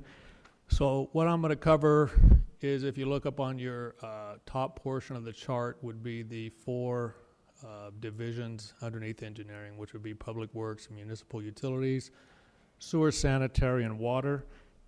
And basically those are operations and maintenance divisions of public works, so it's your field workers. We have 133 total workers in these divisions, and 90% of those, or over 90%, are field staff. So for the benefit of new council members and those that haven't been city manager before, we'll kind of tell you what the breakdown of these 4 categories are. And even though the first one says public works, this whole department is a public works department. So I know that's a little confusing, but that's how they group them. Under the public works, we have gas tax funded divisions, which include our asphalt maintenance, our shoulder maintenance, street sweeping, weed abatement, and open space and median maintenance. We have our LTF funded divisions, which is our concrete maintenance, including sidewalks, curb and gutter, catch basins, handicap ramps, cross gutters, driveway approaches, as well as bus shelter maintenance and our transportation center. We have storm drain funded divisions, which take care of our storm drains, our drainage channels, our catch basins, and our dry wells. We have assessment funded divisions, and those are, the biggest is our landscape maintenance assessment districts of over 4 million square feet of landscaping that we use a contract service for, as well as our DFADs, our drainage assessment districts, and our MADs, which are our small pocket parks. We have enterprise fund divisions, which are our CNG fuel stations. We operate 2 of those. And then we have 2 general fund divisions, one being graffiti abatement, and the others are fleet operations, which is 100% cost allocated to the departments that have vehicles, and it's based upon how many vehicles you do have. Under municipal utilities, the next category, that's our VMIS Electric and our VMIS Gas, which primarily operate out at SCLA and then out at Foxborough. Our sewer sanitary, that includes our sewer collection system, lift stations, force mains. And included in the budget up there, so in the numbers up there, we have included our industrial wastewater treatment plant and our reclaimed water, even though those are managed by the water department, which is our next category under there. The treatment plant is a lot of oversight of our contract operations and interfacing with our regional water quality control board. And our reclaimed water deals with our reclaimed water from VVWRA, as well as our own treatment plant and the distribution facilities, and interfacing with the High Desert Power Project. Lastly, we have our water divisions, which include our water supply, water quality, and our water distribution system, our wells, reservoirs, pump stations, pressure reducing stations, the R-Cube project, treatment, disinfection, testing, and reporting, are blending, water treatment plants, backflow programs, pipelines, hydrants and valves, service connections, and meters. So those are what you see up in the top portion of this table. But more importantly, I think the takeaway from this slide is that if you look down at the bottom of the total operating budget, there's about a $4 million increase. But included in that is $5.4 million of capital. So while the whole budget went up $4 million, the capital went up $5.4 million. So as you can see reflected in the bottom table, every category was reduced in Public Works except for personnel and capital. And Brian's addressed the capital projects already. The personnel expenditures are mainly due to class and comp and merit increases that may be coming up. And there's a few new positions, a couple in our sanitary and drainage, and that's due to new requirements, reporting regulations, and enforcement practices by our state regulatory agencies. They're getting a lot more aggressive enforcing some of the new rules out there, and it requires us to get around to some of our facilities more often. The other are some seasonal workers for weed abatement. That fills a void of the court sentence workers. So those are the only additions that we do have, and again, that's just a 3% increase in personnel costs. It includes class and comp and our merit increases as well as these positions. And I'm here for any questions. I have a question on your on some of the capital. This might not. It's rolling equipment, and it's a kind of a question that is not explicit except when I came back in 2009 after 3 or 4 months of studying equipment that we had to have. I think we turned in 41 pieces of equipment that we really didn't have to have. We have bought equipment in the last few years. We've got some expensive equipment, and an employee brought to my attention that 2 pieces of that very expensive equipment hasn't moved in 4.5 months. And my question is there a cost-benefit analysis completed on very expensive equipment that it might be better off renting it for the few times a year that it's used? Sure, absolutely. One of the pieces of equipment, we do have a Vector truck currently that's sitting idle, and the workers we've added this year will be using that vehicle. As we mentioned, we do have an extra street sweeper that's necessary just because of the amount of maintenance they take. We do have equipment like a Gradall that we're looking to surplus this year. So as we see equipment that isn't being used, we certainly look to find ways to surplus it and get some money out of it. Most of our equipment replaces, as we talked about earlier, is from CARB requirements. Emissions, from now until 2020, we've met with all the departments to identify which pieces of equipment we're not going to be able to even utilize anymore, or they'll be on limited hours, say 1,000 hours a year or something of that nature. So we look to run them as long as possible. When we do recommend replacement, it's usually because they are so old that it gets hard to get parts for them anymore, and just the maintenance costs are so extremely high. But don't get me wrong, we do have animal control vehicles out there that are extremely old and beat up. We have a graffiti truck that's well over hours. And one thing you have to consider when you think about, the mileage on these trucks, I mean, these trucks are running every day, so it's not like your personal vehicle out on the freeway. These are going out these dirt roads, and they're being used heavily every day of the week. So they do wear a little quicker than your average residential or personal vehicle. Doug, yes. A question on sewer and sanitary. We've got the entire collection system and the wastewater treatment plant. I don't know if this is doable, if it can be separated, but I'd really be interested in looking at this wastewater treatment plant going forward as a separate standalone function because of the potential for generating income with the power project. And it's all going to play into sewer rates that we're going to charge after the increases we've gotten from VVWRA, and I think it would. I don't know if it's doable, but I'd kind of like to see that. It is doable. In fact, the city attorney and I have been working on bringing another workshop to the council to talk about some options that we have there. in some ways it would actually be combining functions under a single umbrella, but for the express purpose of being able to capture those revenues and return them back to the city and water district appropriately. We'll get into that in more detail in the next few months. Well, if I could just add on to that, I think the important part of that, whether it's a sub-item of any of those or separate, is more dependent upon how staff wants to break it out. But at the end of the day, we have three tools. We have water, we have the wastewater treatment plant, and we have power that we can provide to potential users at a reduced rate that perhaps some other municipality might not be able to provide. And being able to see how we can bring in revenue as well as benefit those end users is an economic development tool that we ought to be using a little bit more often. And at least being able to show that, council members knowing about it, being able to talk about it, I think is an important part of that process. And we're actually, I mentioned at the front end of the Public Works budget that Mr. McGlade's retiring, and we will be doing a recruitment at some point this fiscal year.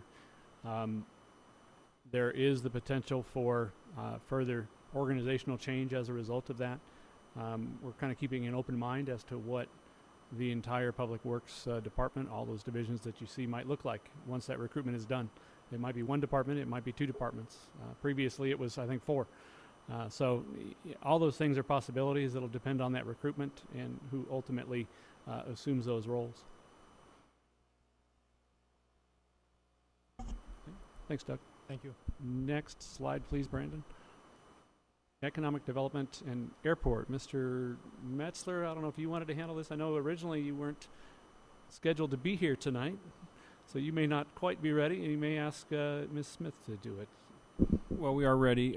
Ms. Smith has done the heavy lifting on this item, so I'll certainly ask her to come up because she's got a lot of the detail as to what everything is rolled up to in our budget. And I think to make our budget simple for tonight's presentation, everything's been rolled up, but it's actually a compilation of a number of different things that include everything from business development marketing budgets to managing the various enterprises that we're responsible for, including things like housing trusts and successor agencies, and we also serve as the executive office for VITA. But largest part of the budget, of course, you can see is debt service, which Sophie can speak to, but then also rolled up just generally in SCLA, the Southern California Logistics Airport, is a number of different operations that on a much more localized level is very similar and provides and is responsible for providing services very similar to what the city does citywide.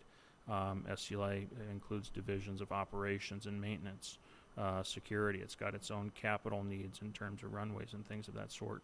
And then it has large asset management responsibilities, which includes everything from managing its real estate portfolio to undertaking and conducting negotiations for new business development transactions. So pretty extensive. Sorry if I stole some of your show, but I'll go ahead and turn it over to Ms. Smith. Evening. As Keith mentioned, I'm Sophie Smith. I'm Administrator over Economic Development, and Mr. Eric Ray is the on-site airport manager for SCLA.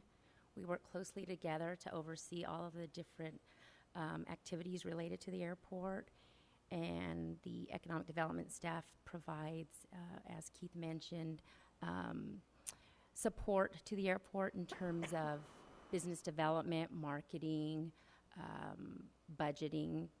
Those type of administrative duties are handled by Economic Development staff. So it only makes sense to present the budgets together.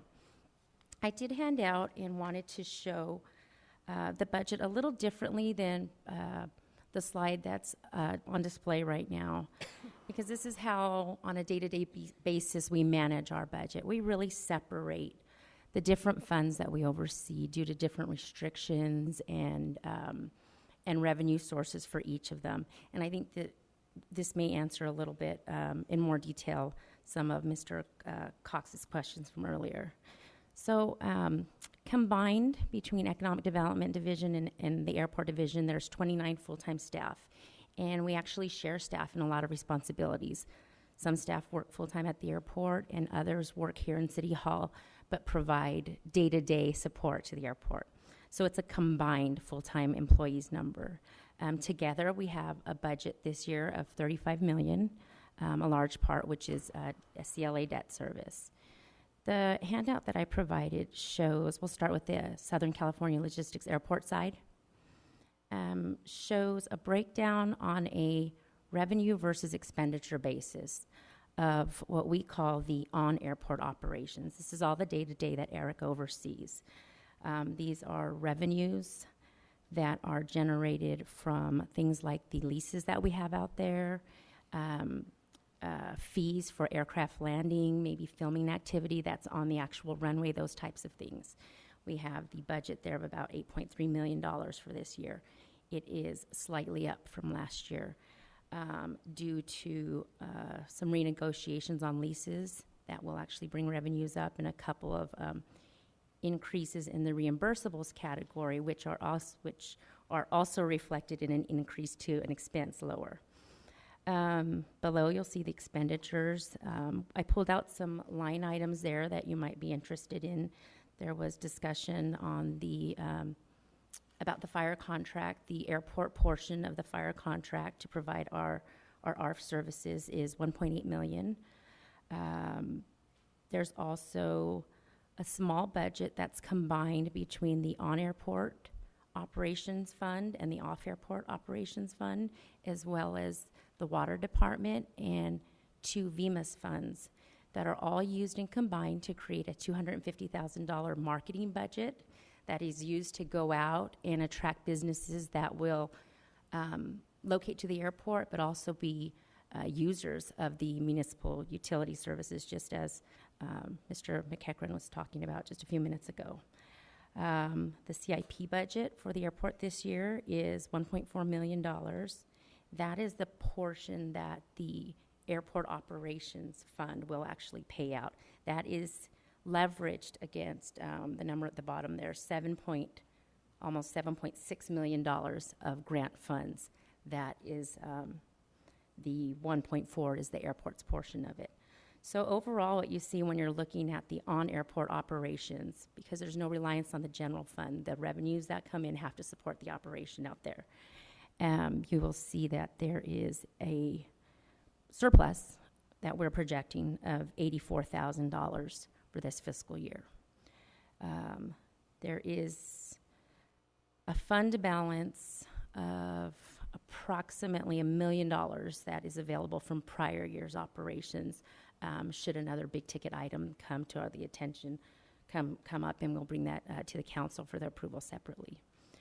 The next fund is 452, which is all the off-airport operations. Those are the parcels that are can be transferred in fee at one point, mostly the that are subject to the master development agreement that we have. We do have some small lease revenues that we receive there. So you'll see a very small budget of $215,000 for all of the off-airport operations. And you'll see related expenditures, including personnel. For the first time, we're actually charging some staff time for the work that we do out there. There's personnel, and the marketing budget for the first time is actually going to be spent or allocated partially to this off-airport fund. So what you do see is our revenues, expenditures of $58,000 exceeding the revenues that are planned for the year, but we've accumulated a small fund balance in prior years. And so there's an explanation there on the fact that there will be basically a decrease to fund balance because we'll be relying on that. And then the last category there, Fund 455, is the debt service account. We talked about it a little bit earlier, but the annual debt service due is about $21,585,000, give or take. And there's a few fees that are accounted for in the actual debt service amount on the bottom if you take a look. As was mentioned earlier, it's very difficult to try to plan for or even quantify what shortfall may be occurring because of the decrease in assessed values. So we're pretty close to, in the next year or two, to reaching actually enough tax increment to actually pay the current year's debt service. But some of the problems with debt service are created more so by the cycle that is a result of the dissolution and the ROPS process. Monies are not received as they're collected, as they were pre-dissolution.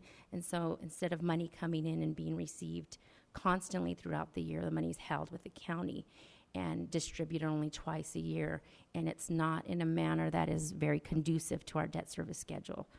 And so some of the defaults that Mr. Cox was asking about earlier have actually been added to, not just because of the lack of sufficient tax increment, but because of the cycle that we're forced to adhere to. So you have money maybe available, but it's not available till 6 months later. So there's a couple of different things contributing to the problems with the debt service.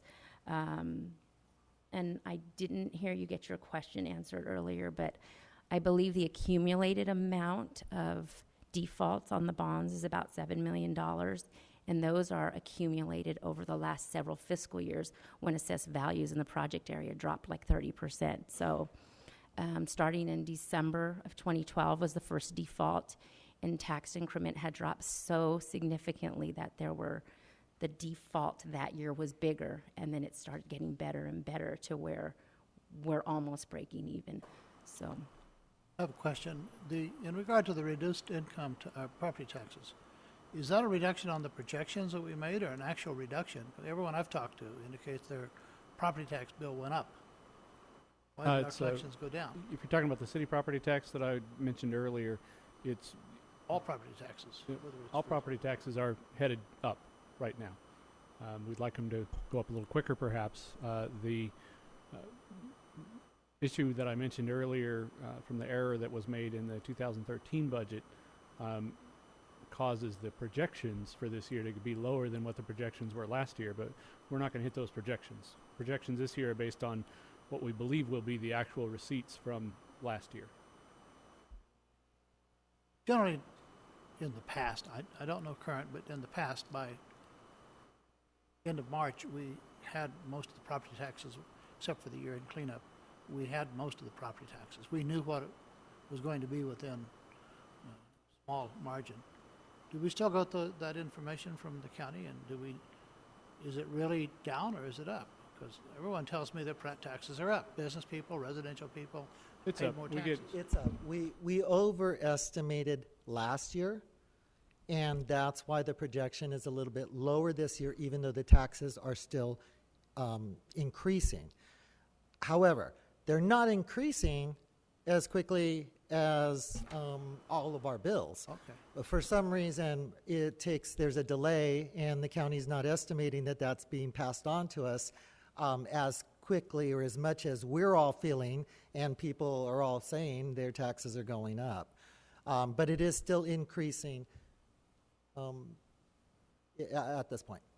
And as far as the schedule, large portion of the property taxes come in December, and then at the end of May, we see it in June.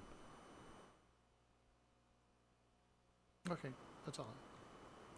Any other questions? One of and this may be more just clarification on bond indebtedness, but our payment obligation is to the custodian, and the custodian then disperses interest to the bondholders. Bondholders get interest payments until the bonds come due, and they've got to then give them all the money.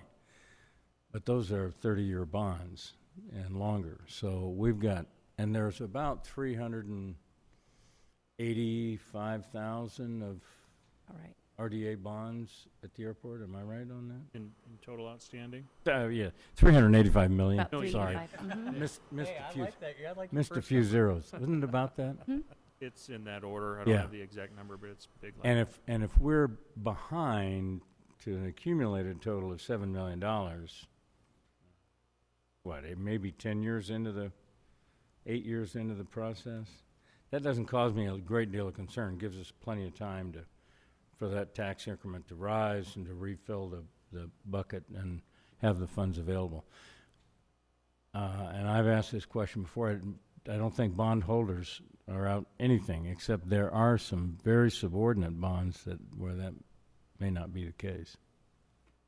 There are, the defaults, and it's probably that $7 million or so is largely attributed to the subordinates. I do know as much that we've got some reserve funds that we've got to replenish as well, but it's largely the subordinates that are owed. And your understanding of the theory is right, that over time, those amounts, as assessed values and actual collections in the project area, increase over time, that there's adequate funding to pay those off.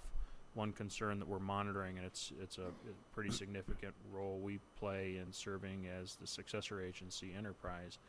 We've been battling with the state extensively over interpretations of what is an enforceable obligation for the ROPS process, and sadly we've got some very troubling news that we actually had to alert on the investor markets last week or 2 weeks ago as to their interpretation of our ability to collect tax increment revenues above and beyond the actual current debt service amount. And we're a little bit concerned. We first think the state is misinterpreting what is the enforceable obligation, but we're getting concerned that they're only approving current outstanding debt service amounts as an amount to be distributed to the city. It could make it difficult for us to collect surplus money, if you will, to cure past outstandings. Catch up. So that's a matter that we are monitoring very closely. We actually, unfortunately, had to alert investor markets. It's an issue that we think is going to be a legal matter that we're going to have to discuss even further than the legal matters we've had extensive discussions with Department of Finance about, but that's something as a future outlook to be mindful of. I think it's always worth mentioning about these are RDA obligations. The only security, the only claim that bondholders have is against tax increment.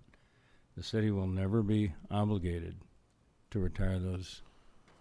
The city, the citizens of this community. That point is correct, and that same applies to the airport, because when the airport, in fact, did have redevelopment, it really effectively had two sources of funds, and even though we pledged it largely to debt service, the airport authority had operating revenues, which is the money that Sophie is speaking to in the, it's not broken down there, $7 or $8 million operating budget, but then also it had the debt service. So your point is the same and holds true as it relates to the airport authority, that it's not lease revenues or landing fees that are security for those bonds. So we can still at least continue to use airport operating money to pay for things like crack sealing and concrete repair and things of that nature. Question. Yeah. If there is past debts that haven't been paid, and the state has ruled that you can only use the annual indebtedness to collect the money, that essentially means the state has ruled that we cannot pay any of the past debt that hasn't been paid that's in arrears, which means that we have to notify the bondholders we're not going to pay them. It looks like to me that would trigger a lawsuit immediately. Well, I don't want to speculate about what investors could do, but certainly I would believe that that's an option they could explore. I think from the practical matter, though, we don't expect that to be a reality until such a time that the actual collections of tax increment actually exceed the total debt service amount. And right now we're still in catch-up mode. I believe the fiscal consultants, the continuing disclosure report showed that we would probably be at par in terms of collections versus debt service in the 16-17 fiscal year. So right now it's physically can't, I don't know that there's an immediate impairment, but I think in a few years there's likely to be, and that's something that I guess they'll have to decide, along with us, we'll have to decide if there's something further we can pursue.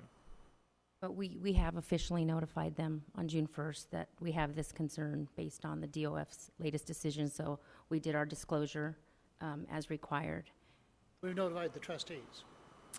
The trustees, and it was distributed through the EMMA system. Okay. We've done our part. Yes. Yeah, we have. Any other questions on SCLA just before I quickly go through the backside? Is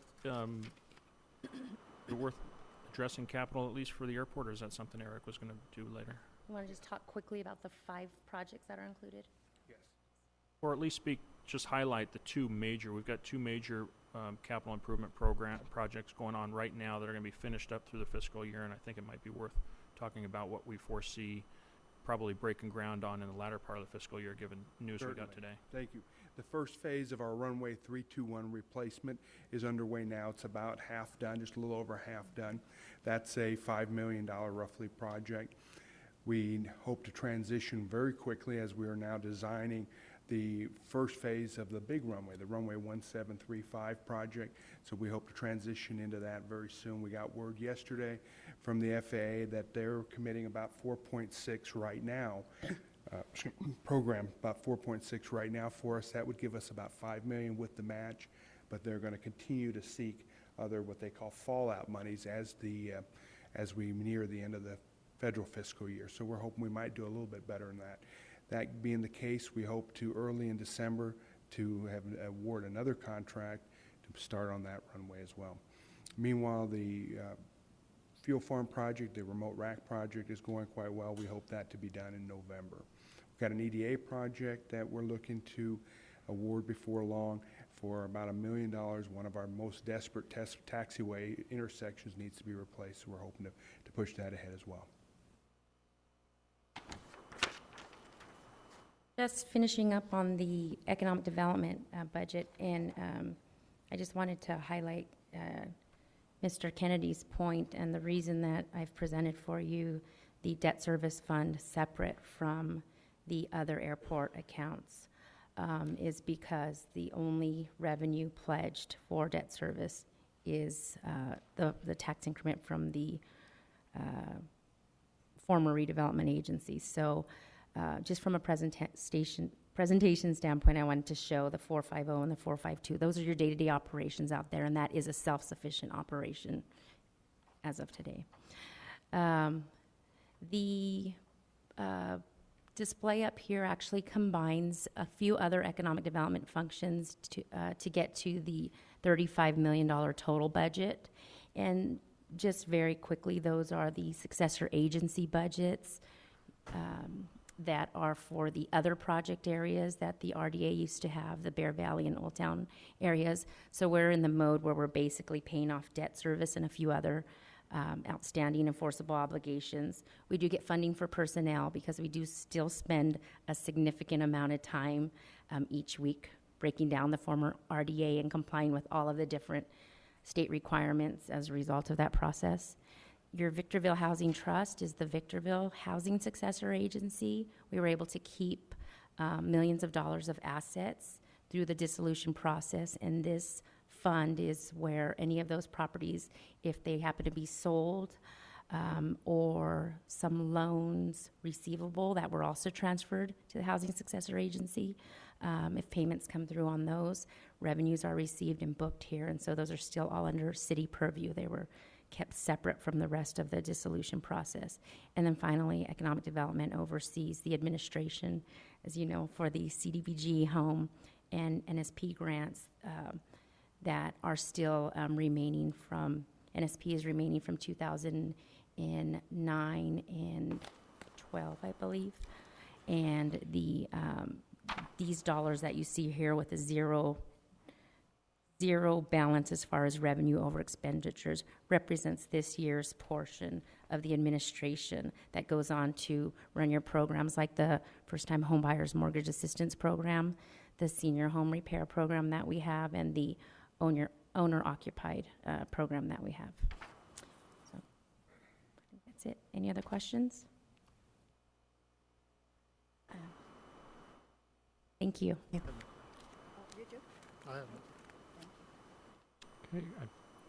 Brian, the next slide, please. I think that might be all of our department budgets. Next up, Josie Trevino is going to talk about the PERS employee-employer share and kind of walk through the PERS discussion. Good evening. I wanted to give you a brief presentation or a brief summary of the CalPERS employee contribution and the recommendation that is included in the budget. Historically, the City of Victorville has paid both the member contribution of 8% and the employer contribution, which is currently this year, or it will be 17%. 17% for the employer contribution. And this is for the employees' retirement benefits. This is similar to what many other public agencies did up until pension reform was implemented in 2013.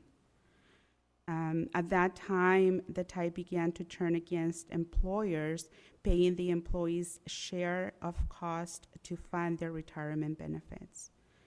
The class and compensation study confirmed this trend and found that on average, other employees paid about 3% of their share of PERS. Therefore, included in this proposed budget is the elimination of the city-paid member contribution, which is the employee share of 8% for classic employees, since the PEPRA or new employees are already paying their employee share. We are recommending that this contribution from employees be on a pre-tax basis. Also in the proposed budget is included a 5% increase to full-time salary ranges to bring the salaries up to the class and compensation study average. Have any questions? Yes, I have a quick question.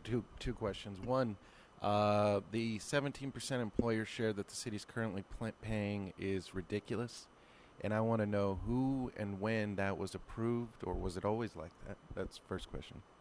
What city council, or was this always like that? Sorry, that's a number that fluctuates annually based on the contributions that are held by CalPERS. Every year we get a different amount. There have been years that it's been significantly lower. There have been years that it's been higher, but that amount is determined by CalPERS, not by the city council. It's part of the PERS contract. Well, let me restate that. The 8% employee share paid by the city, was that always there, or who approved that? The 8% share is per the contract, is called the employee share. I don't know if it changed, if it did change, when it changed. Josie, I don't know if you have any history. I've been here for 13 years. I know there's others that have been here longer. I don't know that it's ever been paid by the employees in the past. As far as I know, it has always been paid by the city on behalf of the employees. Okay, because it's just a sustainability question. We've seen what happens in other municipalities. The other thing is, how much is the 5% full-time salary increase actually per year? We actually have a slide which will include some numbers that might be helpful when you consider any decisions or the impact of the budget. Yeah, before we answer that question, just for clarity's sake, the 5% was essentially in keeping in concert with the class and comp study, because the other agencies, their employees were paying approximately 3%. That would have affected the class and comp by 5% in salary. So that's where that number came from. It's not a magical number or anything, but that's effectively where that came from. But you can see there, it's the 5% is just under $500,000 for the general fund. Citywide total is about $1.6 million. I don't know where the numbers are, but somewhere in reading the budget, there was a paragraph indicating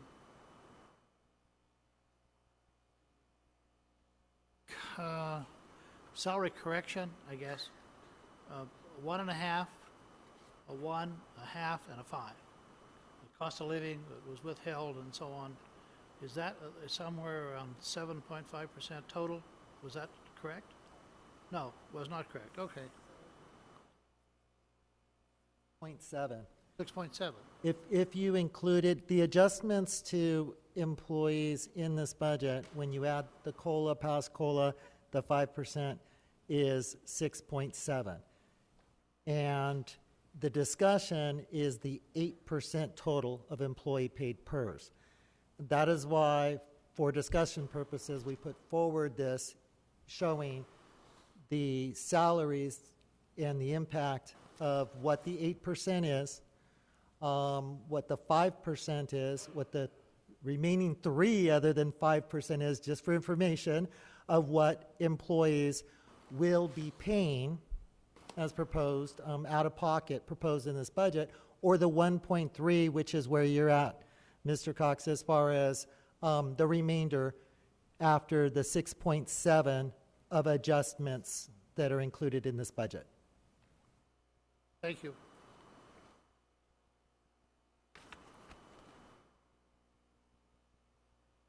Questions?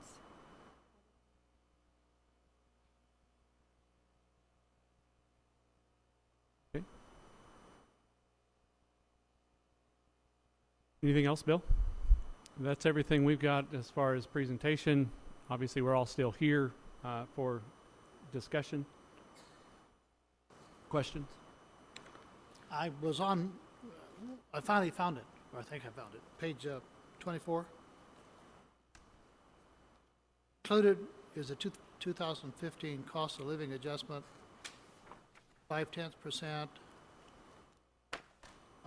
Additionally included 1.2 partial salary increase based on COLAs not given in the past, increase of 5% to bring salaries up to classification study, then 1% last year. So that's 7.7%. The 1% is wrong? actually the current year. So Okay. So I counted the 1% twice. Sorry. Yes. So it's 6.7. Yes. All right. That's what I was asking. Okay.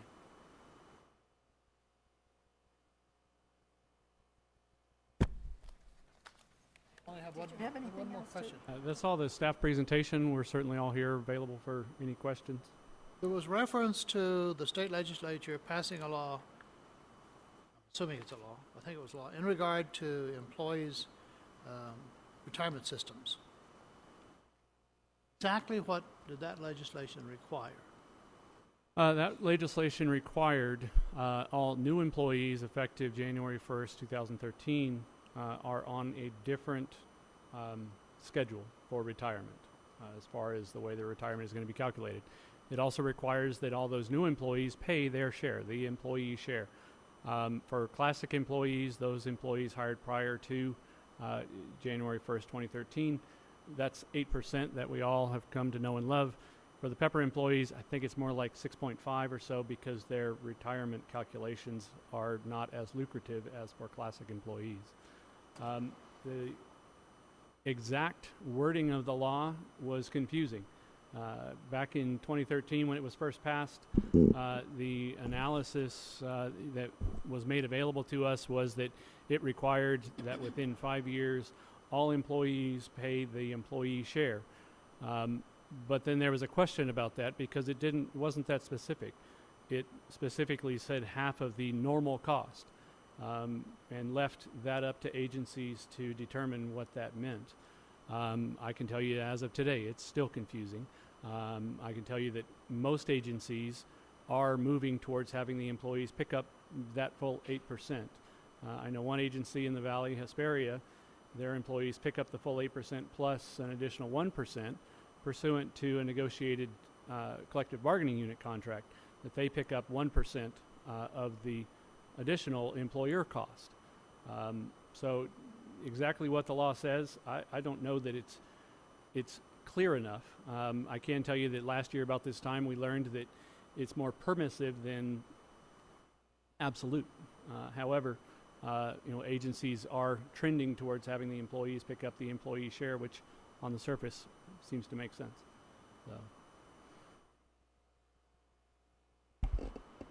Anything else? I do have a card, and I have Wade Piper, if he will come up and state your name.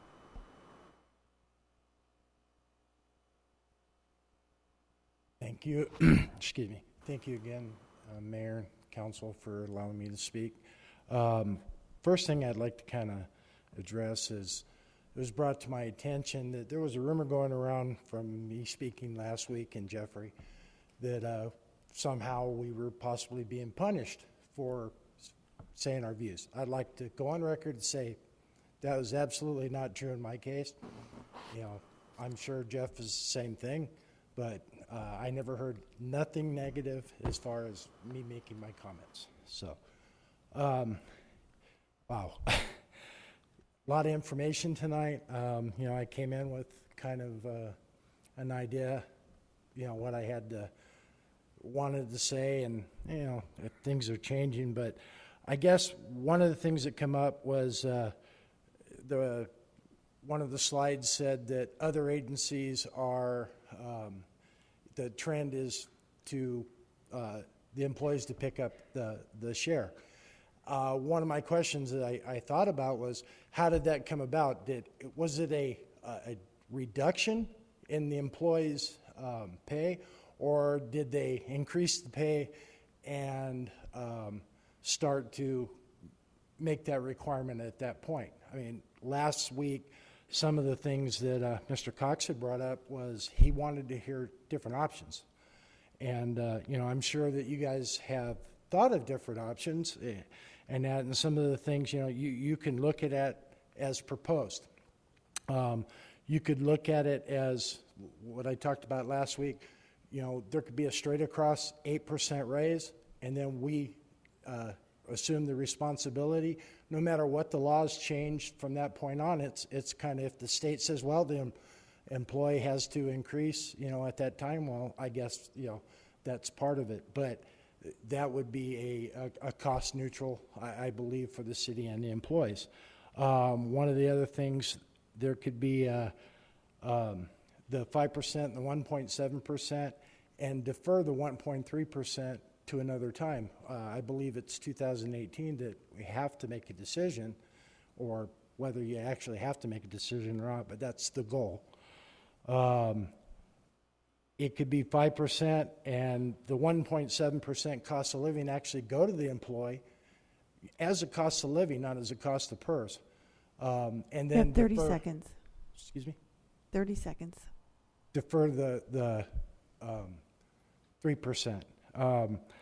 Well, I got a lot to say, but anyway, I guess in summary, the employees have taken a lot, you know, in the last few years. We've reduced staff. We're still here trying to do our job. We basically just don't want to get hit anymore. You know, if the economy is getting better, maybe deferring, you know, hitting the employee might be, you know, an option. But right now, I'm speaking for myself. I really don't want to go backwards anymore. I've gone backwards a lot in the last, you know, 7 years. Your time is up. Thank you very much.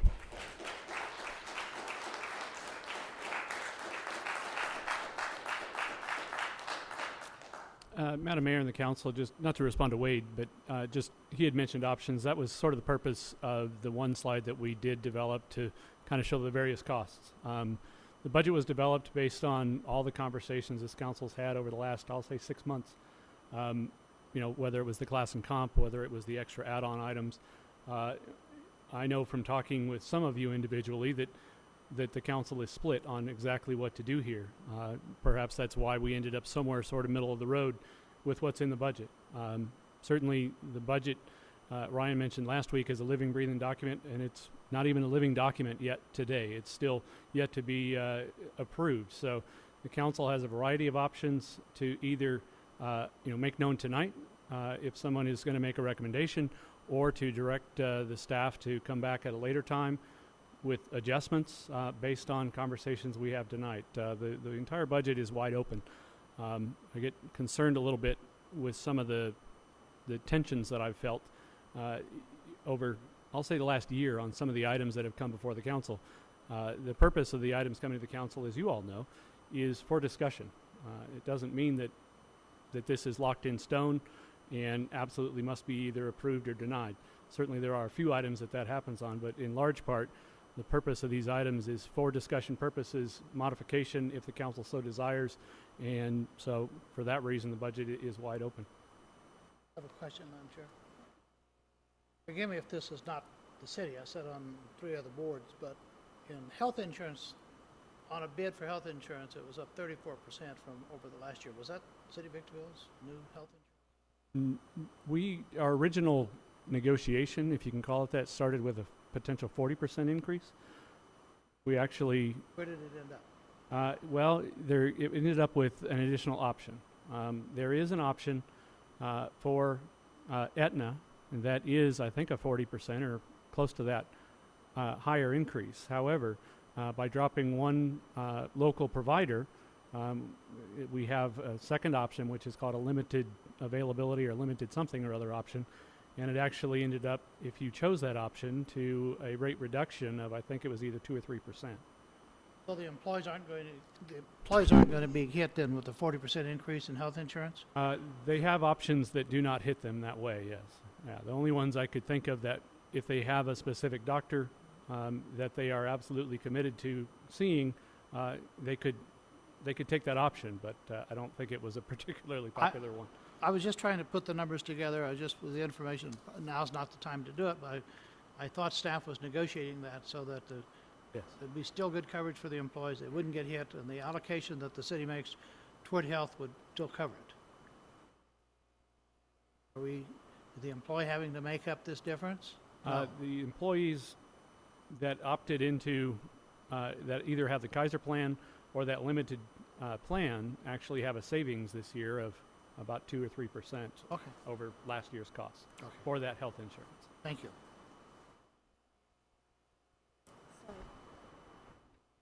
That's item number 1. This one for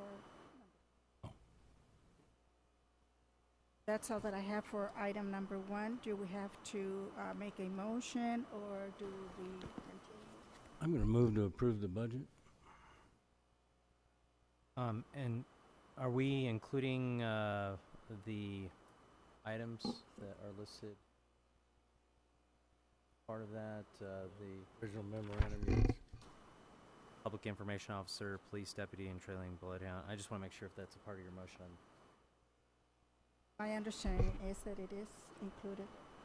Yes. Okay. All right, then I'll second. This is on item 1, is that correct? All the resolutions under item 1? Item 1. Motion by Mr. Kennedy, second by Mr. McEachran to approve. All those in favor? Aye. Aye. Those opposed? No. Motion carries with Mr. Negretti voting no. Now we're going to item 2. Is that correct? Correct. Discussion and possible action on PERS employee contribution is set forth in the resolution below.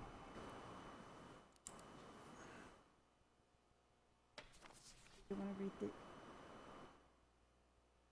Do you have any more cards, Madam Mayor? Or?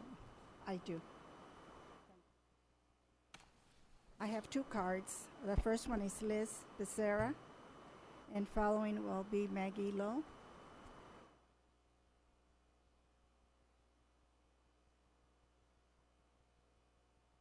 Good evening, Madam Mayor and Honorable Council. In sitting back here in the meeting, it started in one way what I was going to say, but now it's ended up in another. 7 years ago, we lost 12% of our wage. Since then, nothing has been given back to us up until 3 years ago. It has not equaled 12%. Now you're talking about taking an additional 5% of my wage for PERS. You've taken 40 hours of my vacation. Now you want to take 5% more of my wage. I'd be the first to say, you don't like it, go find another job elsewhere. But I like it here. I've given most of my life to this place, and so has a lot of these employees behind me. When do you stop taking from us, and when do we meet in the middle by saying we want to stay here? 5% of our wage and help us with a PERS. You know, I understand that we didn't pick the retirement system either.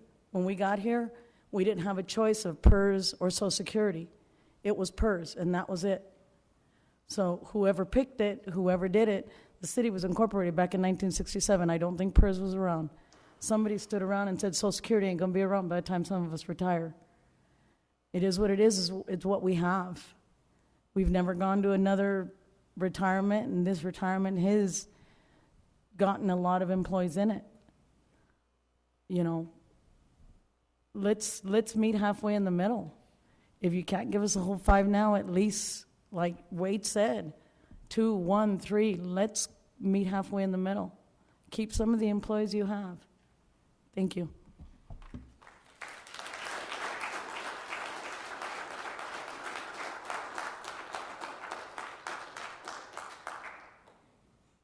Maggie Lowe.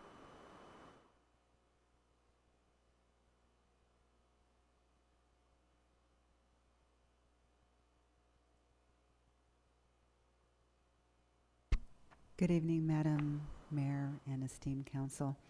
I'm just going to launch right into it. I am a retired CalPERS employee, some of which was from this city, and the bulk of which was from a high desert school district.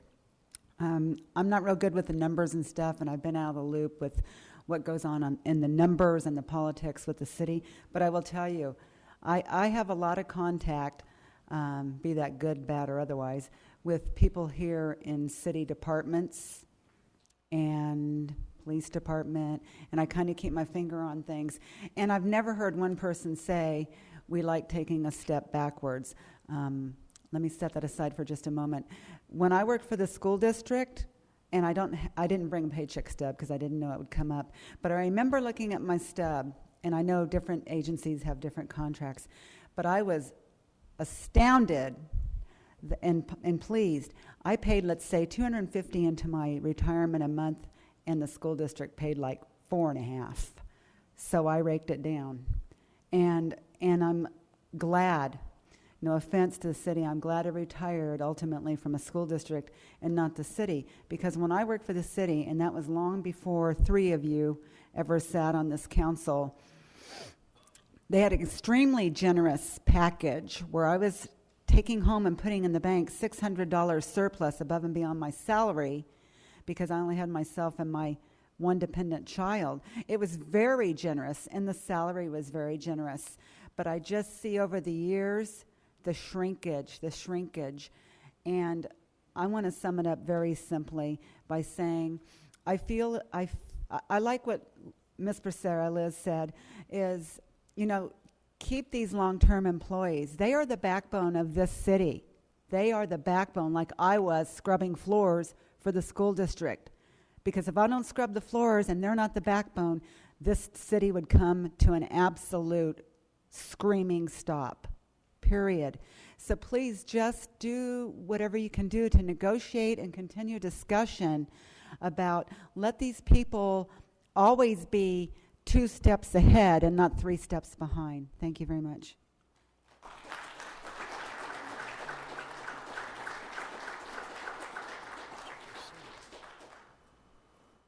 Those are all the cards that I have.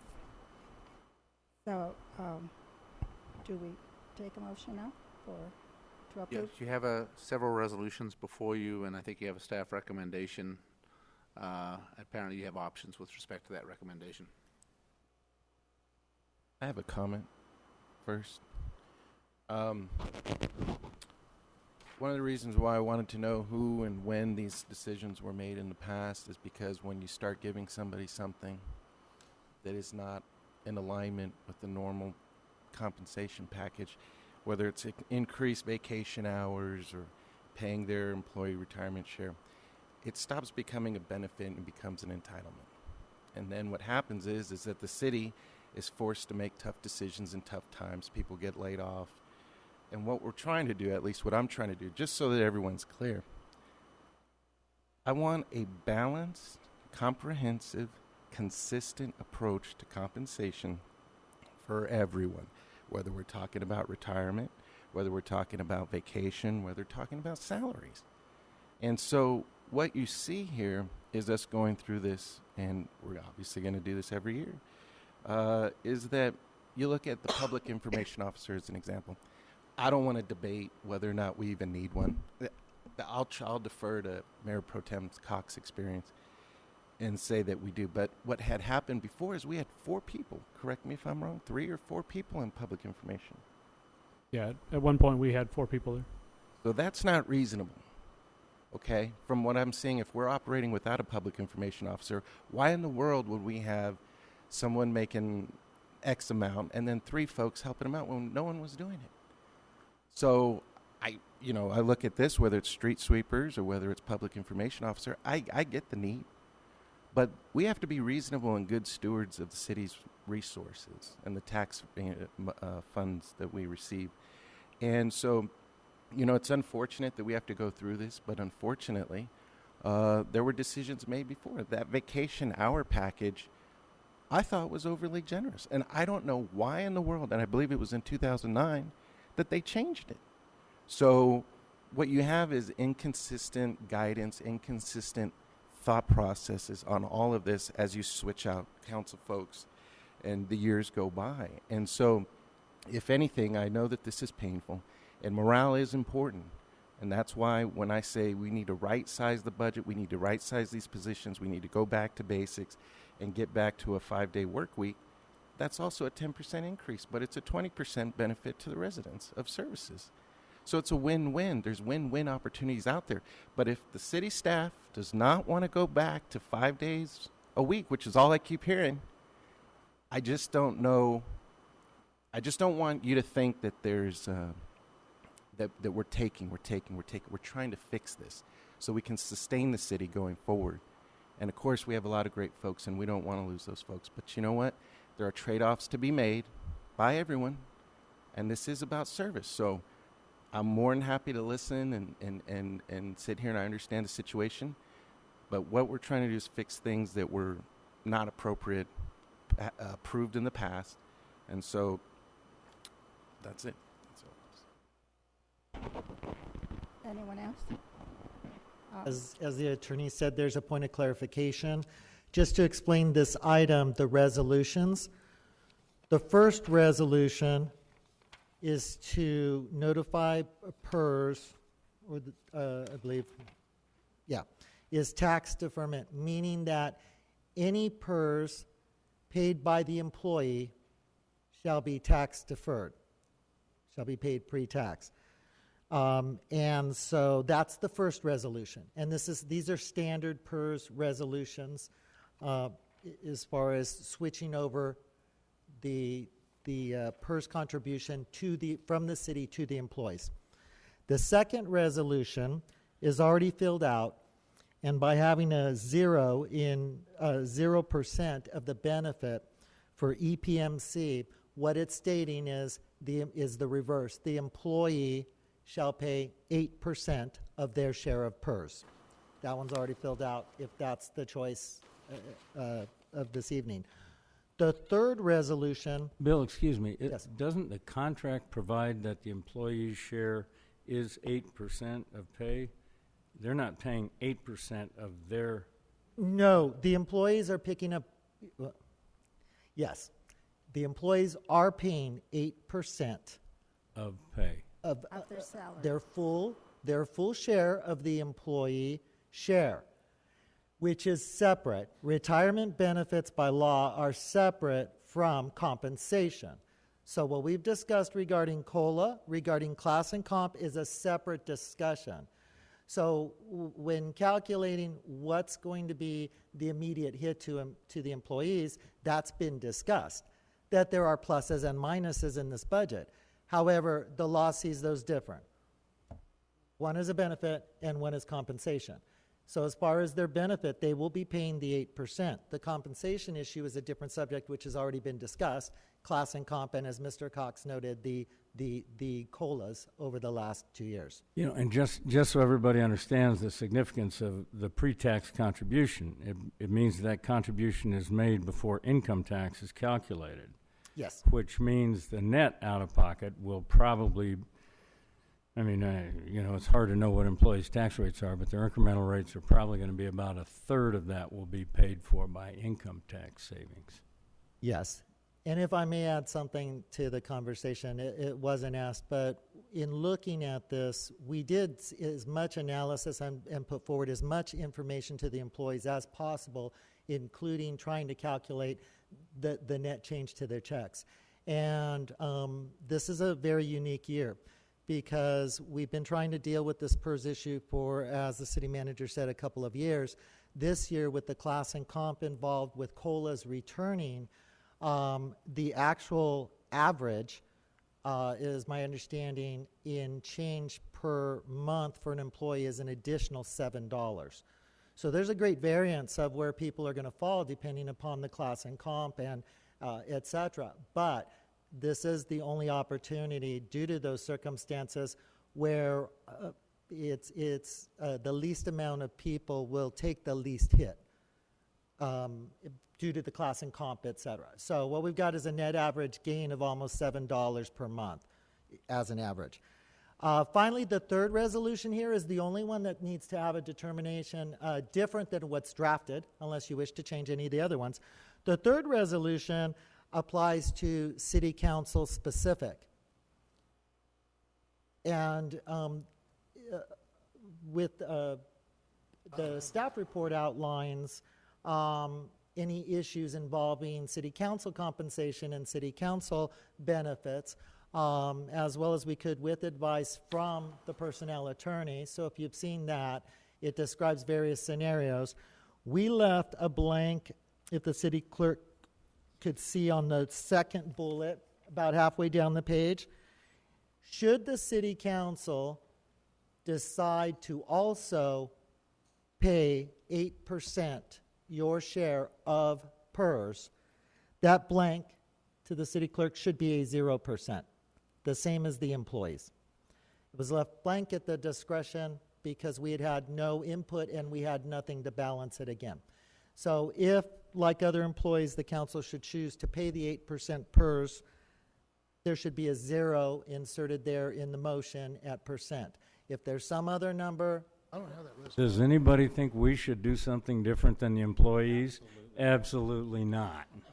Whatever they got to live with, we live with. I've never understood why city council members get PERS anyway. I think that all. was the most ridiculous. Apparently that's the law. I don't get it. Unless you're a part of some other retirement plan, you get it. So it's not something I wanted. Not something that's not the reason I'm up here. But for whatever reason, we get it. But I would absolutely not encourage this council to take something different than whatever the rest of the employees get. I've never asked. Do I get 8% for retirement? you do not. No, I didn't think It's so. way more than that, Jim. I don't get it. Why should you guys get it? You are not affected. No, I don't get anything. Not affected either way, but you won't lose 8% either. As a PERS annuitant, you do not get PERS. Okay, well, I just want to make sure. Madam Mayor, I need to make some comment here. I don't think anybody's surprised or unclear about my position on this. I have believed employees should pay their employee share. I've always believed that. That's how it works out in the world, in the world of for-profit entities, where there is a retirement plan with an employee share. The employees pay it. Employers don't. I just believe that is what most of the people in this community who work live with, that kind of a plan. Assuming they have one. I also have to say, and Liz, I certainly sympathize with what you're saying. The problem is that almost everybody in this economy has gone backwards for the last 7 or 8 years. I don't know anybody who has just sailed on through and didn't take any hits. Again, I'm speaking for the private sector, so maybe it's different in the public sector. Maybe some cities never felt the pain. Also have to say that my priority is and always has been and always will be as long as I'm here to deliver the best quality of service that we can deliver to our community with the resources we have available. I'd like there to be more. We have what we have. That's what we have to work with. And I believe this budget does that. So I'm going to support the fact that employees and council members pay their 8% share. Well, do we need to do them one at a time? We don't need to if the motion includes and everybody's on board with the third resolution, 15041, having a 0 put in there, meaning that the council will then also give up the 8% contribution, basically make their own 8% Yeah, I'd move approval of all three resolutions. And for the record, I just want to clarify on item number 1, and you made the motion and adopted it, that also included the other 2 resolutions that were on the dais for the Housing Trust and the Successor Agency. I just want to make that clarification. That was a part of the overall. Right. Yeah. You know, there's just one other thing, Madam Mayor, if you don't mind. I've been on this council 5 years, and we've spent a lot of time living with decisions of past councils and figuring out how to work with those, how to fix them if we could, and how to do the best we could do given the decisions that we couldn't control. I'm not sure why anybody decided the citizens should pay the employee share. They did. It's painful, and I'm not happy about this decision, but I do think it's the right way to go. I'll second your motion. Motion by Mr. Kennedy, second by Mr. McEachran. All those in favor? Aye. Aye. Those opposed? Motion carries unanimously. I don't have any other cards, so we move on to item number 3.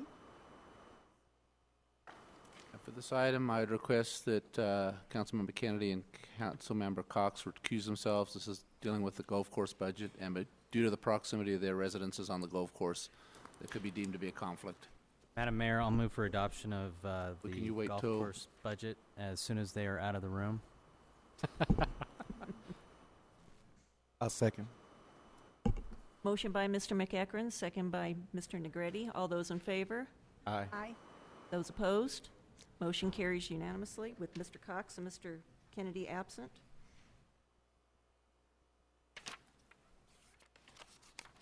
Now we move on to public comments. I have no other cards, and I don't see anyone that wants to speak at this time. I have one quick question. I'd like to thank the city staff, the city manager, assistant city manager. I'd also like to highlight the airport. I think it's a fantastic asset. I wish we could do more out there, but anyway, it was a great job, and I appreciate everyone's time. Thank you.